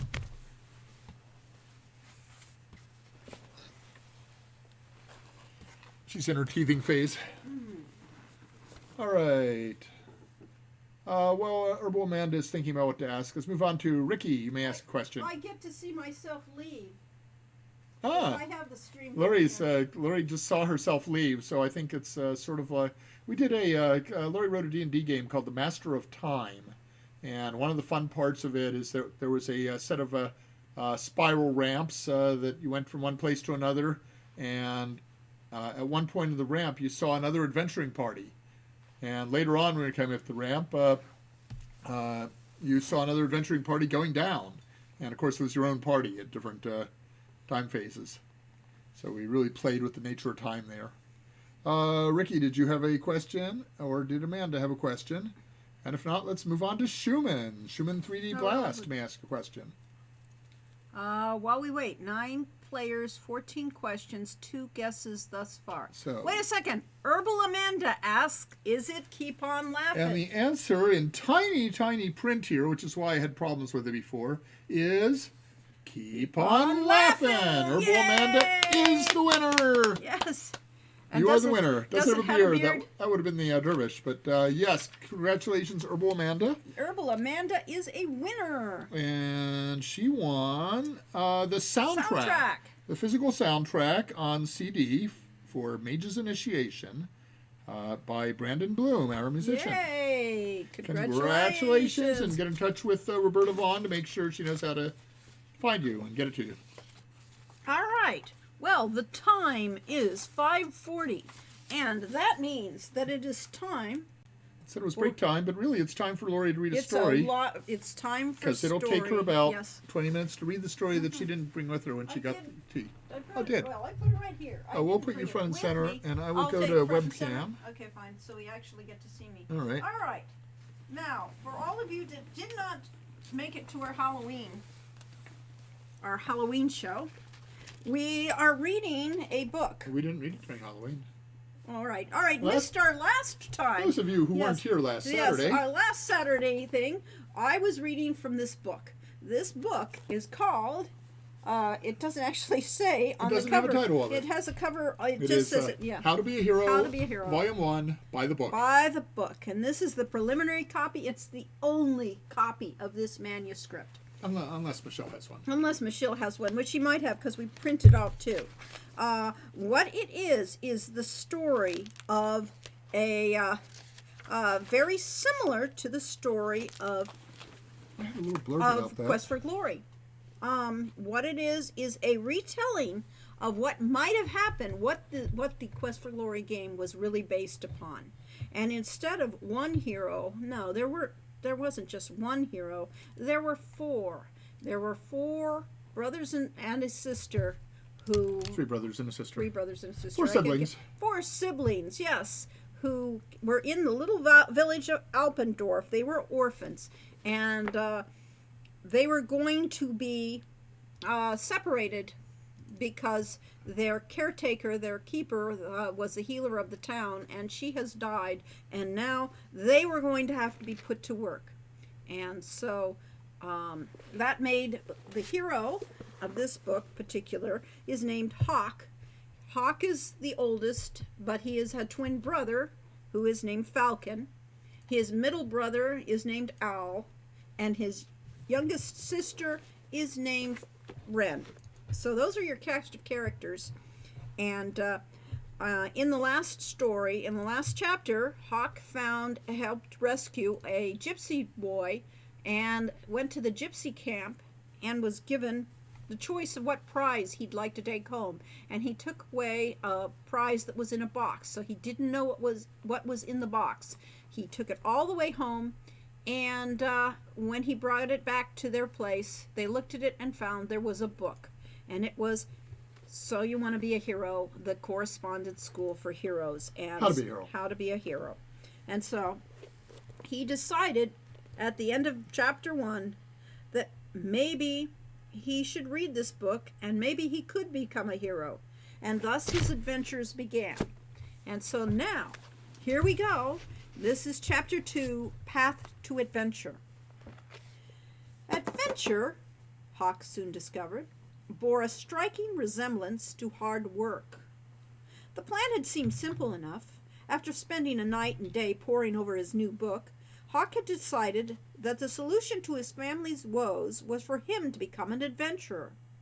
The back pages of his new book contained a listing of adventurers' guilds, and which he'd scanned at first without much hope.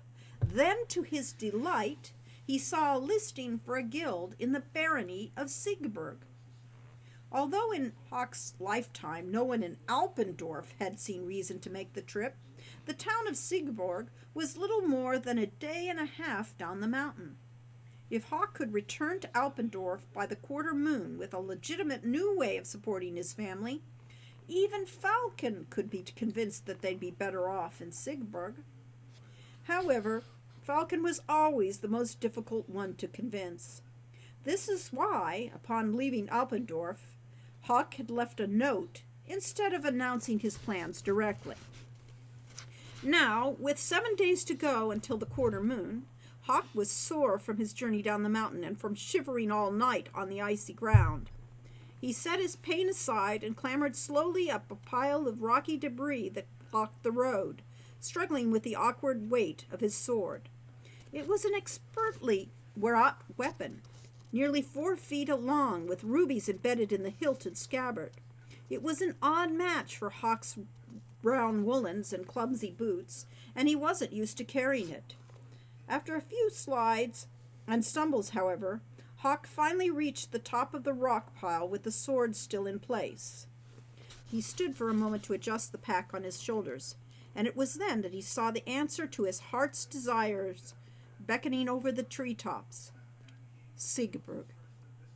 The town of Siegburg was nestled among the new spring greens of the valley, surrounded on all sides by the snow-covered peaks of the Wohlmund Alps. Evergreen forests grew up thickly around the valley, broken here and there by patches of meadow that shone like emerald velvet in the cloudy noonday light. Because of the way Siegburg was built on the northern foothills, the entire town tilted towards him invitingly. Over Siegburg's triangle of sandstone walls, Hawk could see dozens of peaked reddish roofs and a single pointed bell tower reaching towards the mountain tops. Following the line of the tower further up the foothills, Hawk's heart stopped. A castle. A real castle. At least, he was fairly certain it was a castle. With trembling hands, Hawk reached into his rucksack and pulled out How to Be a Hero. Turning to page 16, Hawk compared the illustration to what he was seeing. Yes, it was a castle. Hawk put the book away and nearly tumbled headfirst into the rocks in his haste to be on his way. As he continued eastward, drawing nearer to the town, he saw fallow farmlands and barren fruit trees to the south. A crystalline stream from the southern forests flowed gently down in through the fields, then divided to encircle the town. Hawk had just paused for a moment to wonder why the stream seemed to be flowing uphill when he saw something streaking toward him out of the northern forests. It was a purplish reptilian biped, almost chest height, with a long whip-like tail and spindly forearms. In its jaws were the remains of a newborn goat. Hawk felt a rush of indignation at that sight. That goat undoubtedly represented a next year's meat or milk for some Siegburg family. He reached down in an attempt to draw his sword against the predator, but instead ended up rotating the scabbard a quarter turn around his waist and nearly fell over in the process. To make matters worse, Hawk's would-be quarry paused to watch the entertaining display. After a few more awkward lunges and a mental note to tighten his belt, Hawk managed to slide all 3.5 feet of blade out of its sheath. The creature cocked its head in surprise, then turned tail and ran.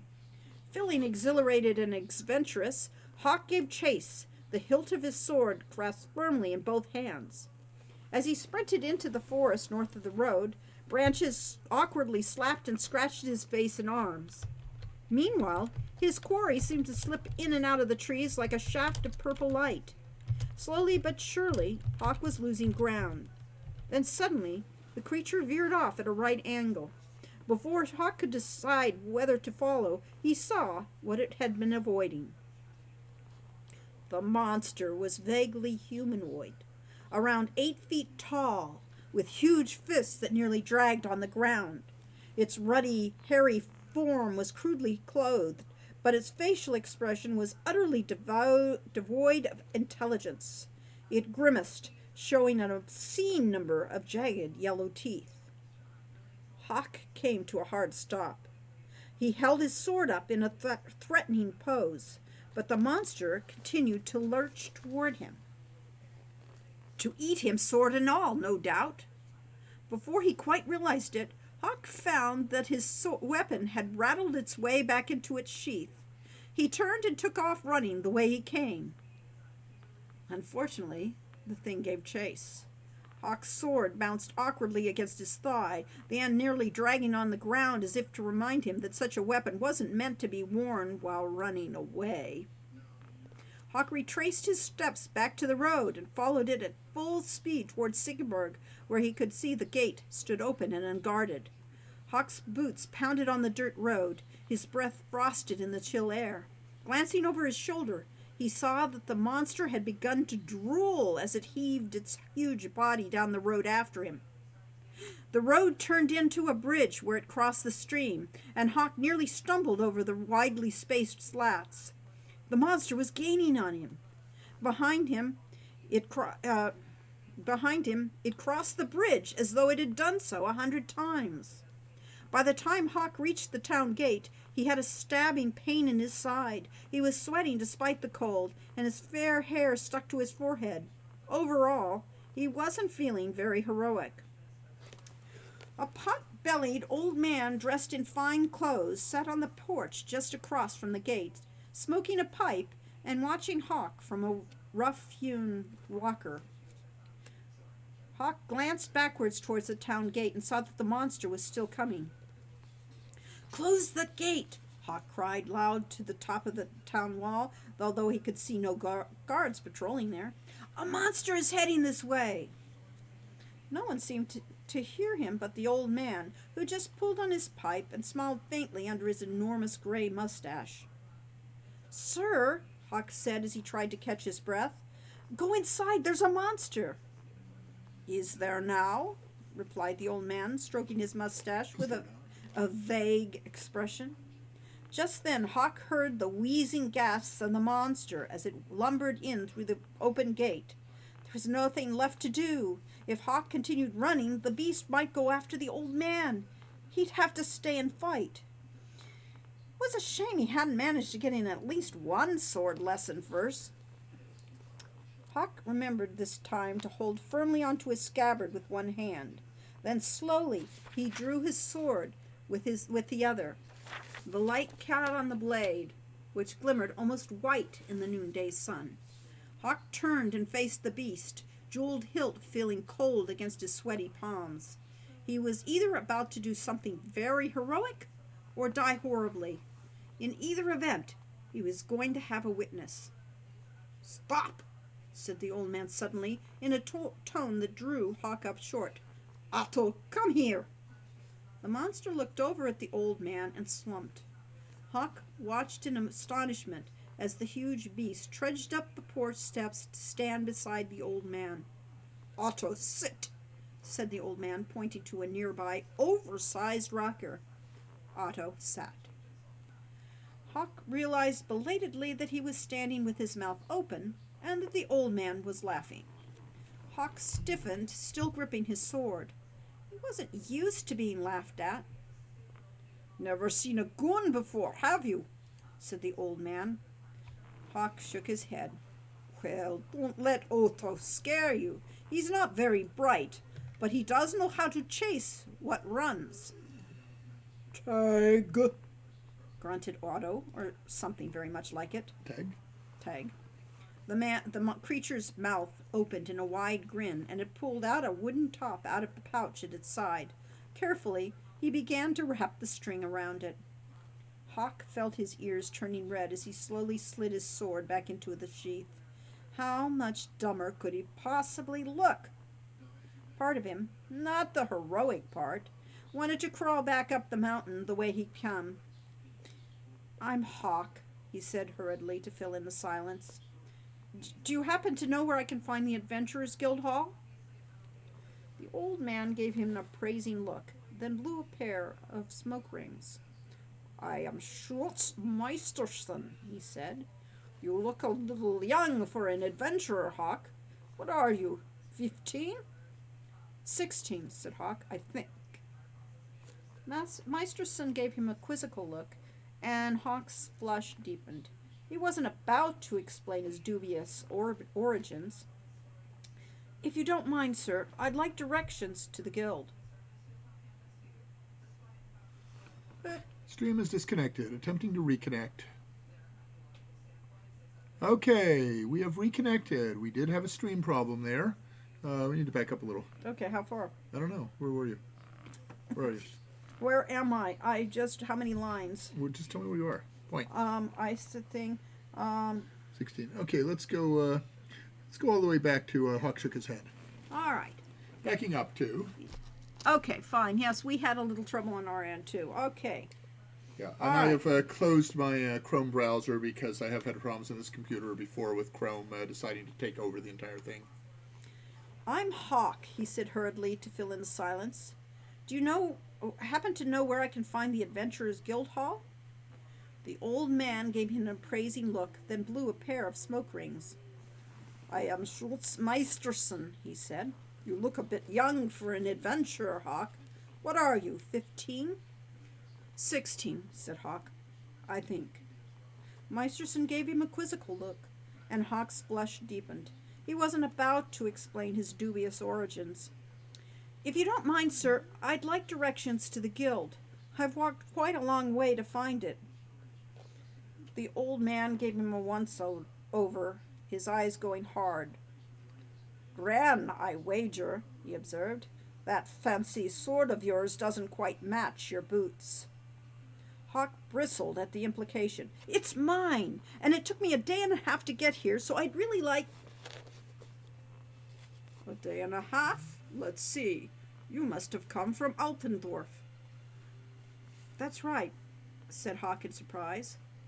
Otto got out of his chair, and Hawk watched him uneasily. The goon just sat down on the steps and started to pull some skittle pins from his pouch at his side.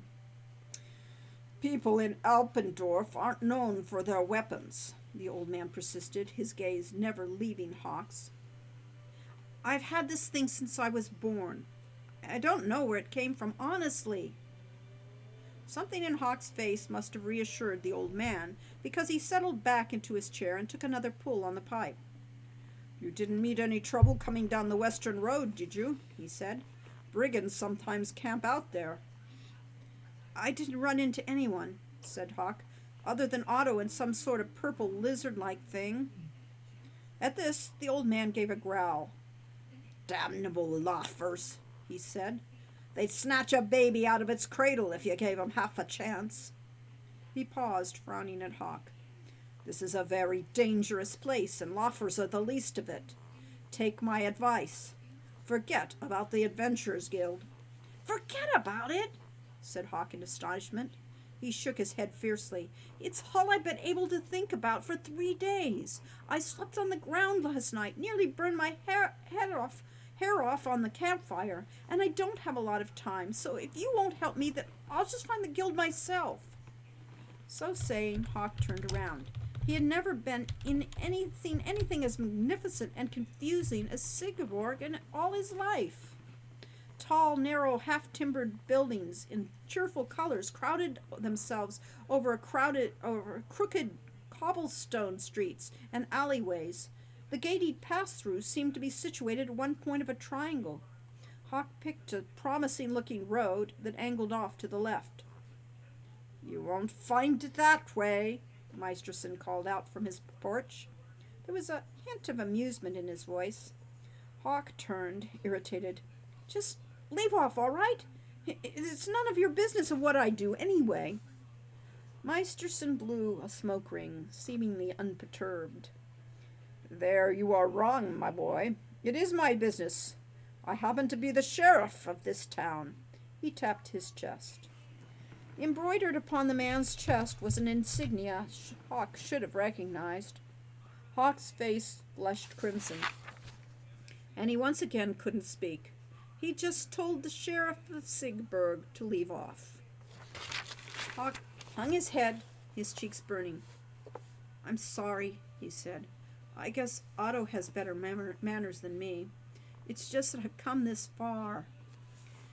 Meisterson softened a bit. "That's all right," he said. "I was once a young boy, too, with dreams of adventure. If it's the guild hall you want, it's just up the main street here.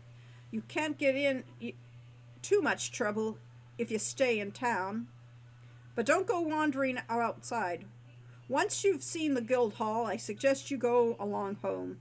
There's more enough adventure for you, and you'll be alive to tell your family about it." "Thank you, sir," Hawk said politely. He couldn't blame the sheriff for being so cautious. The sheriff probably didn't have a How to Be a Hero manual. Hawk turned and started up the main road, which angled off to the right of the sheriff's porch. Meanwhile, Otto had set up the last of the skittle pins in a triangular shape of Sigeborg. Placing the top in front of the pins, Otto pulled the string and sent them spinning furiously. Otto grinned as the pins scattered in every direction. Music behind us. Huck shook his head. Of course the sheriff would have a goon working for him. Page 32 of How to Be a Hero talked about goons. They were like big, ugly guard dogs. If Huck had been paying attention, he might have figured things out before he made a fool of himself in front of the town sheriff. He'd have to be more observant from now on. With that idea in mind, he looked around as he walked. So this was Sigborg. Huck had heard stories about the town from the elders of Alpendorf. Sigborg was on the major trade route to the east, and as the stories had said, the town alone was bigger than Alpendorf and its farmlands put together. Sigborg's main road was lined with brightly painted shops, signs hanging over the doors to show what was sold within. Hawk recognized the guild immediately. It looked like the illustration in his book. The sign above the door bore an emblem of crossed swords, and below were the words Adventurers Guild Hall in 3 languages, 2 of which he could actually read. Hawk's stomach gave a little quiver despite his weariness. "This is it," he said, laying a hand gently on the pommel of his sword. His life as an adventurer was about to begin. Sword lessons, monster hunting, and sipping ale by the fire with his peers. He'd never actually tried ale before, but it was right there on page 6 of the How to Be a Hero, so he supposed he'd have to acquire a taste for it. He pushed open the heavy oaken door and entered the fire-lit hall.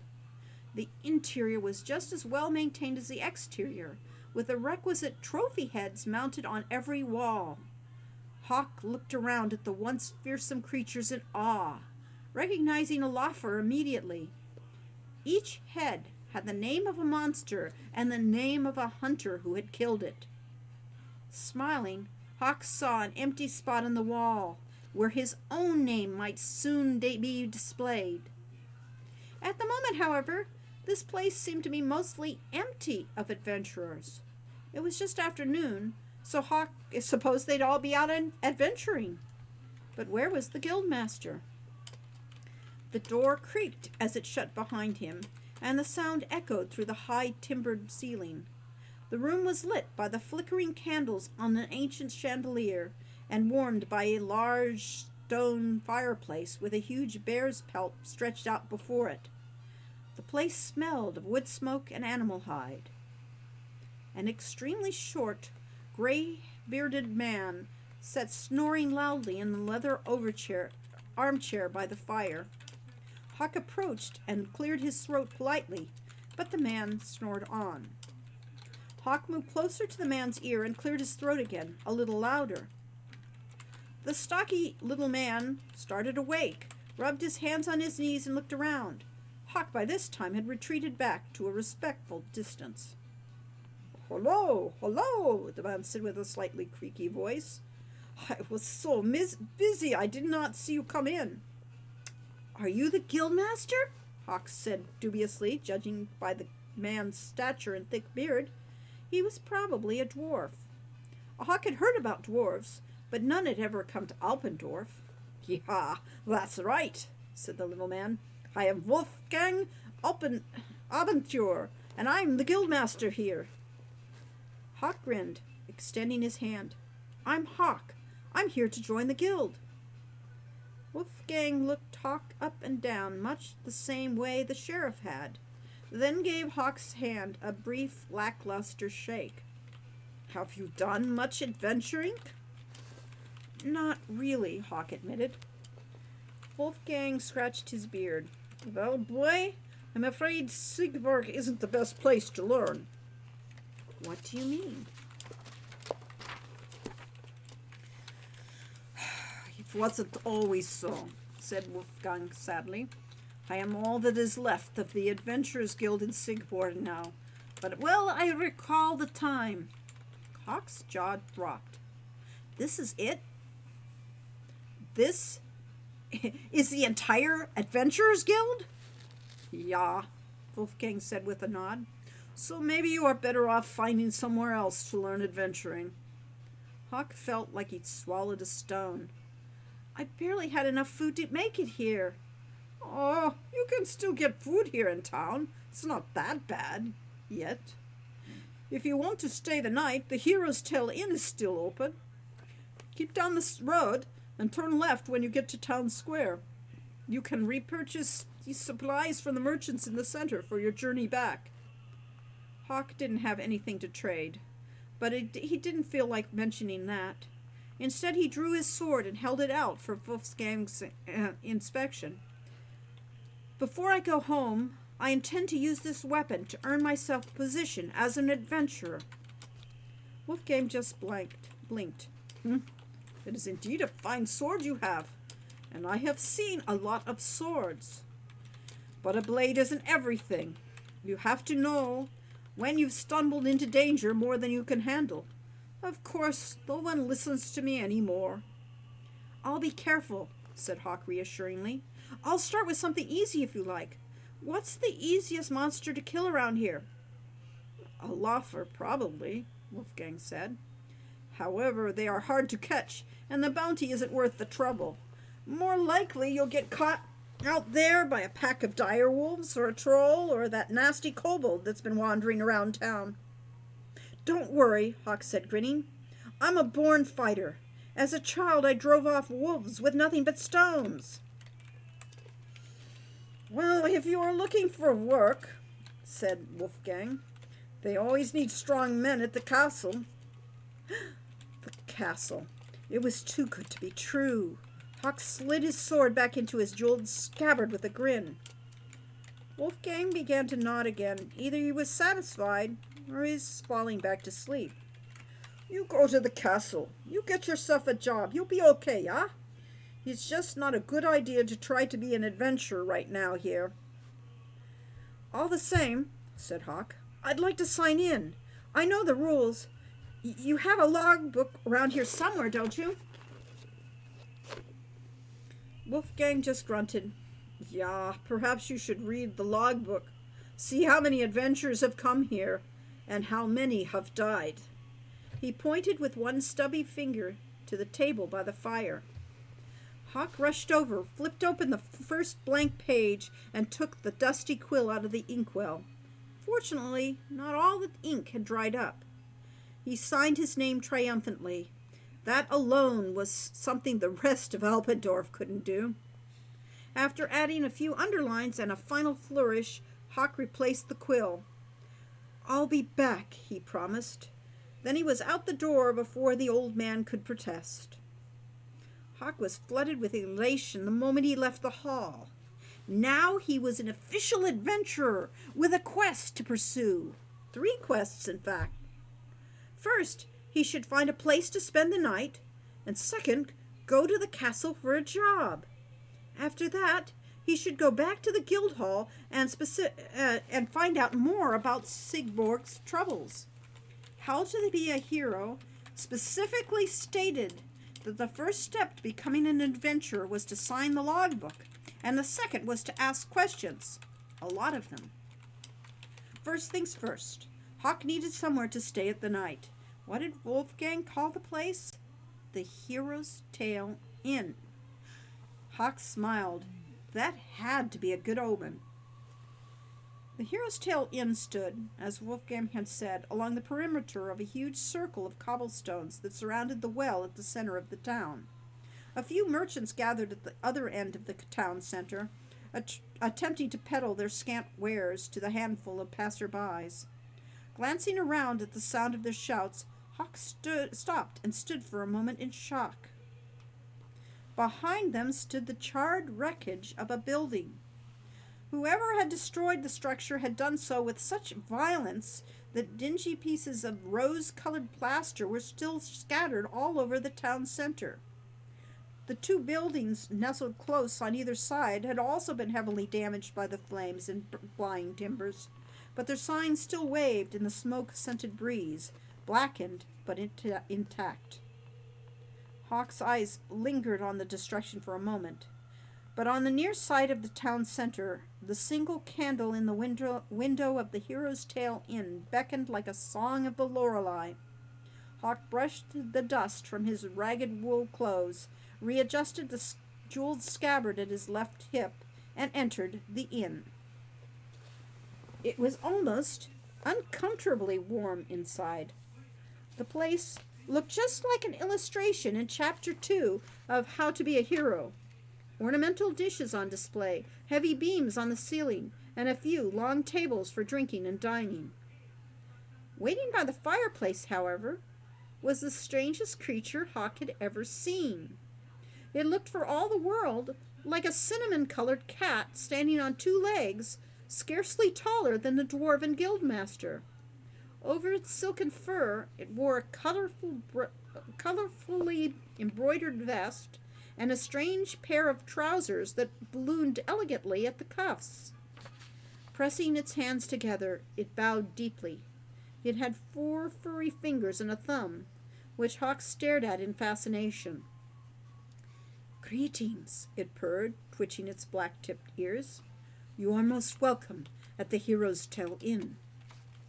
Hawk was too shocked to speak. The creature had spoken in Silmarian, the language of travelers, diplomats, spellcasters, and educated men. Hawk had always known Silmarian nearly as well as he knew the local tongue, although he really wasn't quite sure why. Certainly no one else in the village besides his family had ever spoken. "I am Shamin of the Cat people," the cat continued. "I am your host. Together with my wife Shima, I will provide you with the finest of hospitality. Come in, sit down, and be at rest." That much Hawk could manage. He eased his aching body into one of the oaken chairs, finding it surprisingly comfortable. Will his wits returned to him, he cleared his throat and spoke. "I'm Hawk," he said in Cimmerian. "I'm an adventurer. Wolfgang at the Guildhall said I could stay here. The softest of beds and the finest of foods await your every desire," Shamin said with another bow. He then clapped his strange hands together again. "Shima!" he called out. "Come and meet our guest." From the back, a female cat appeared, carrying a brass tea service. Luminous turquoise eyes and black-tipped golden ears were visible above the sheer veil that covered most of her face. She wore a short vest over translucent sleeves, and the pants of deep blue trimmed with gold. On her slender midriff, shockingly, she wore nothing but soft, pale golden fur. Hawk found himself staring and then quickly looked away. She was a cat, for heaven's sakes! A married cat! "This is she," Shamin said proudly. "My Shima, the most beautiful treasure in all of the desert lands." "Desert lands?" Hawk repeated. He glanced out the window pointedly. Last time he checked, Sigborg Valley was rather on the damp side. Shamin seemed almost to smile, as though it was difficult to tell. "We are from the lands of Shapir," he said, as Shima shyly poured Hawk a cup of tea. "It is a distant paradise of warm sands and golden sun, very unlike this place of bitter cold and snow," he added, his whiskers drooping slightly. Hawk took his first sip of the sweet minty tea and smiled with pleasure. He thought he remembered hearing stories of Shapir from Owl. Could I take a short nap here? Hawk asked Shameen, overtaken by a sudden yawn. The stifling air of the inn was making him sleepy.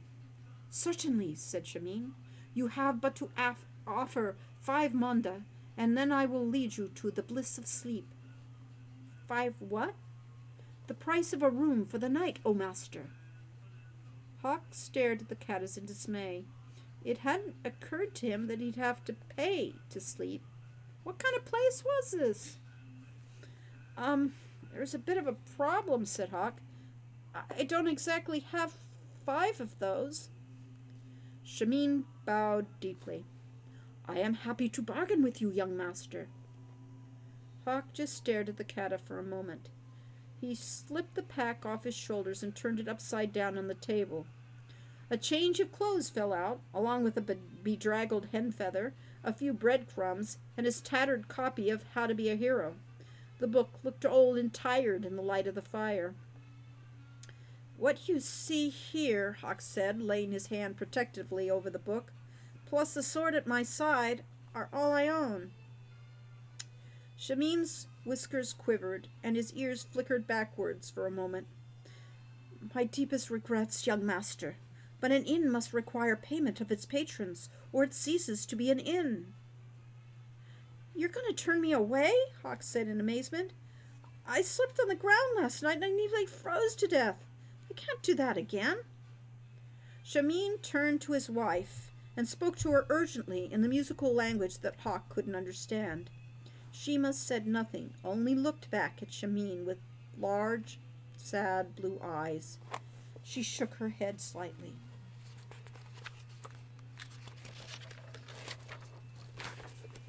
Don't worry, only 73 more pages to go. I am sorry, Shameen said to Hawk, but we have suffered great misfortune and cannot afford to be generous at this time. But I'm an adventurer, Hawk said. I'm on my way to the castle to find work. I'll pay you back soon, I promise.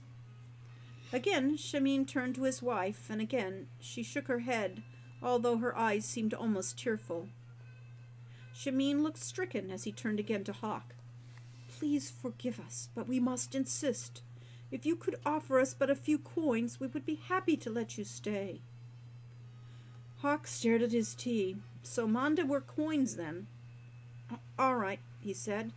Are Monda hard to come by? Shameen brightened. 5 Monda is but a trifle, he purred. With your strong shoulders and your fine sword, you will be showered with silver before nightfall, and then we can treat you as one of our family. Hawk thought longingly of what it would feel like to sleep in a real bed, a pleasure he had never really experienced.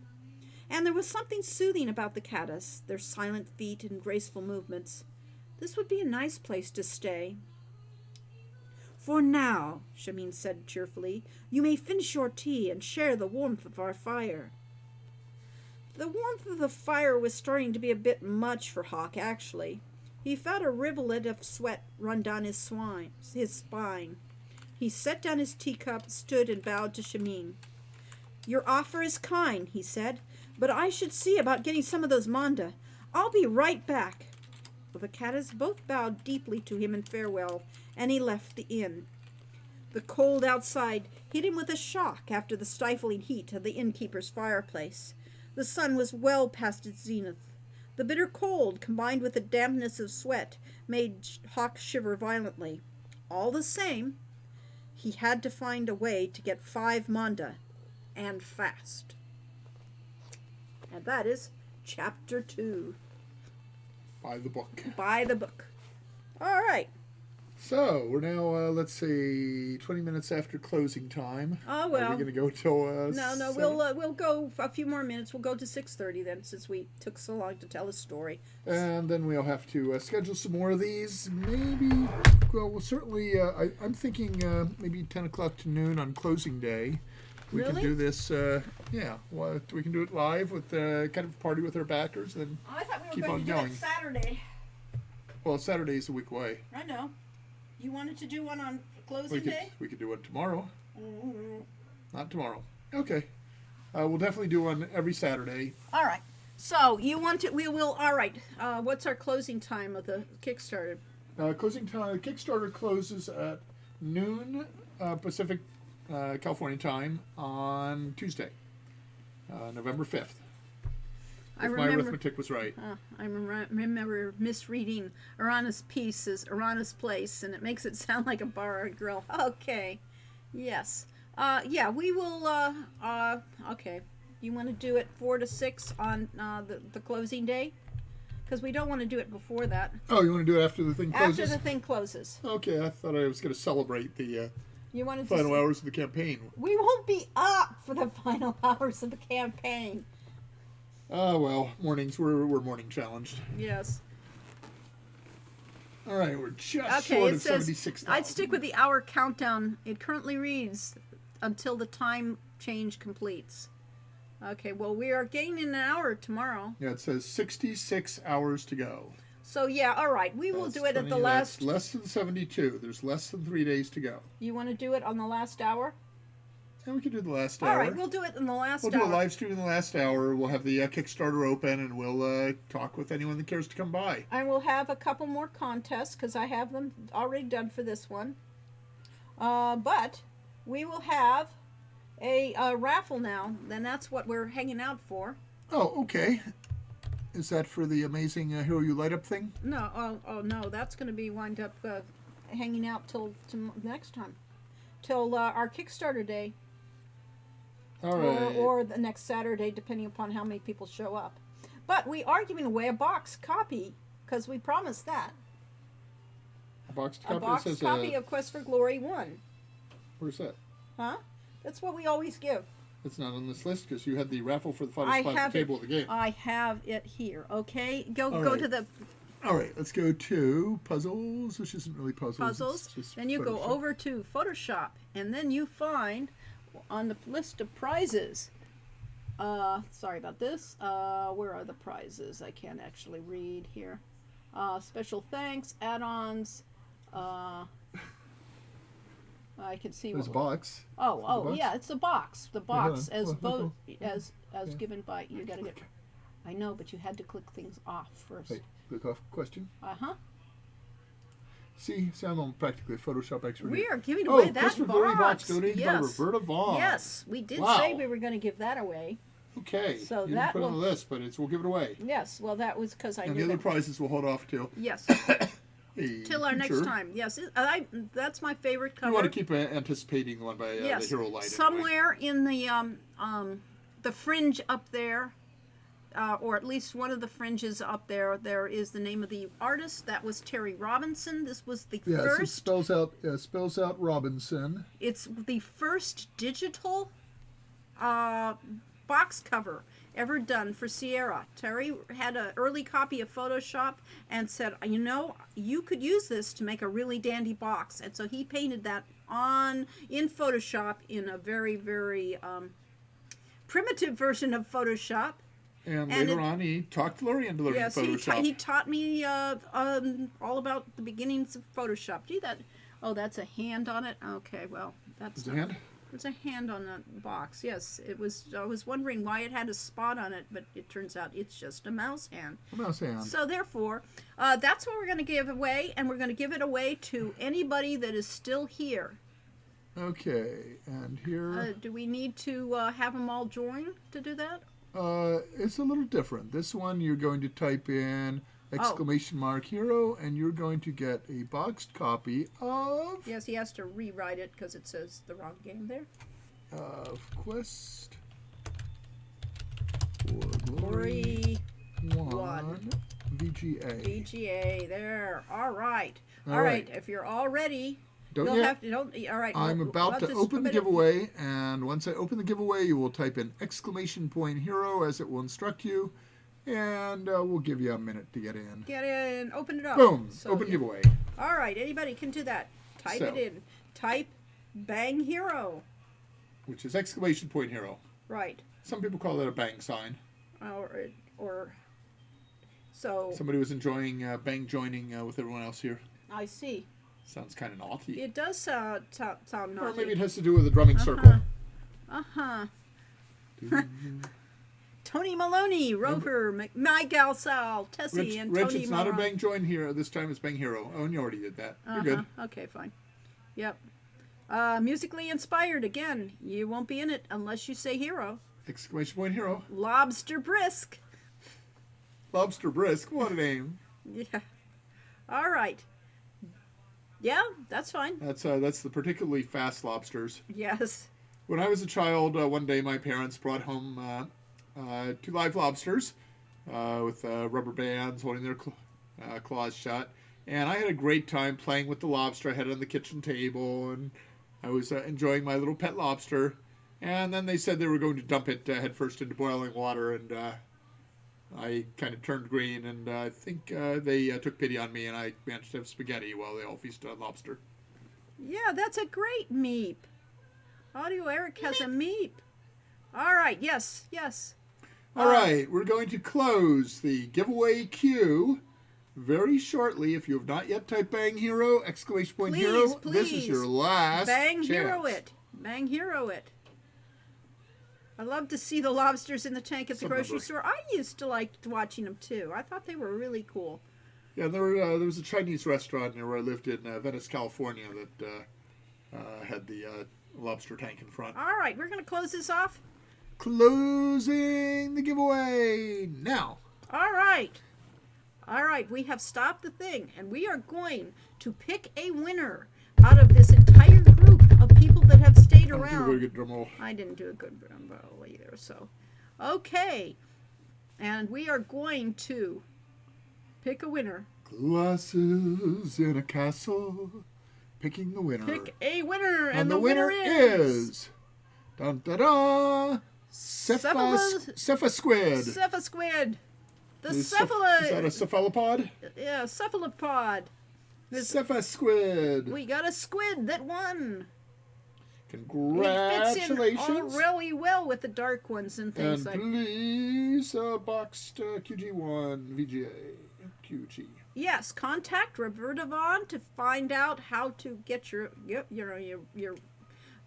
prize. Give her your contact info and your mailing address, and she will mail you that box, which she so generously donated. Thank you, Yes, Roberta. thank you. And congratulations, Cepha Squid. And thank all of you for showing up. We hope you'll continue to support our Kickstarter. That's why we're kind of doing this, not just because we enjoy, having fun with you. Yes. Congratulations to everybody that won something, and you all are winners. You all get to have an interesting time, unlike anything else that you could have been doing during these 2 hours. And please tell your friends and neighbors and people at work and your clients to visit that Summer Daze at Hero U. Well, we just have a ways to go. We have to get to 100% or nothing will happen with it. It will go away. So we need to get to that 100% mark, and we'd love to get more because every penny more we get from that will make the game better. Yes. Let us add features and animation and voices and maybe even language translations. I don't think we're going to get there, but who knows? Right. Amazing things can happen. Yes. So we really, really, really need to make this Kickstarter, and it's going to affect our future. So Hero U Road to Redemption got $100,000 in the final few days. So amazing things have happened before. We can do it here. We can do this. Anyway, the game is coming out regardless, but we really want to make it the best game. And that takes success of the Kickstarter so we can fund it. Yep. So and it'll fund things like this because we will continue to do this. We will have a live stream. Definitely Saturday. We're going to have the live stream the day of the actual closing of the Kickstarter for an hour before closing time. At least we'll run. If you could show up, we'll be glad to see you there. And we will have other prizes and games to give away next weekend. And we are going to We're going to talk about where we go now, where we go, future of Trendsolar Games, and all sorts of things, including more prizes. And we still have a spot on our fantasy role-playing game, which we'll be talking about very much next week. And there's another chapter to be read on Hawk's Glorious Adventures, and you'll get to meet his brothers and his sister. We're currently at 1,273 backers, and having passed 1250, not only is anyone who is getting any sort of physical goods from the campaign also getting a Lucky Hero coin. Yes.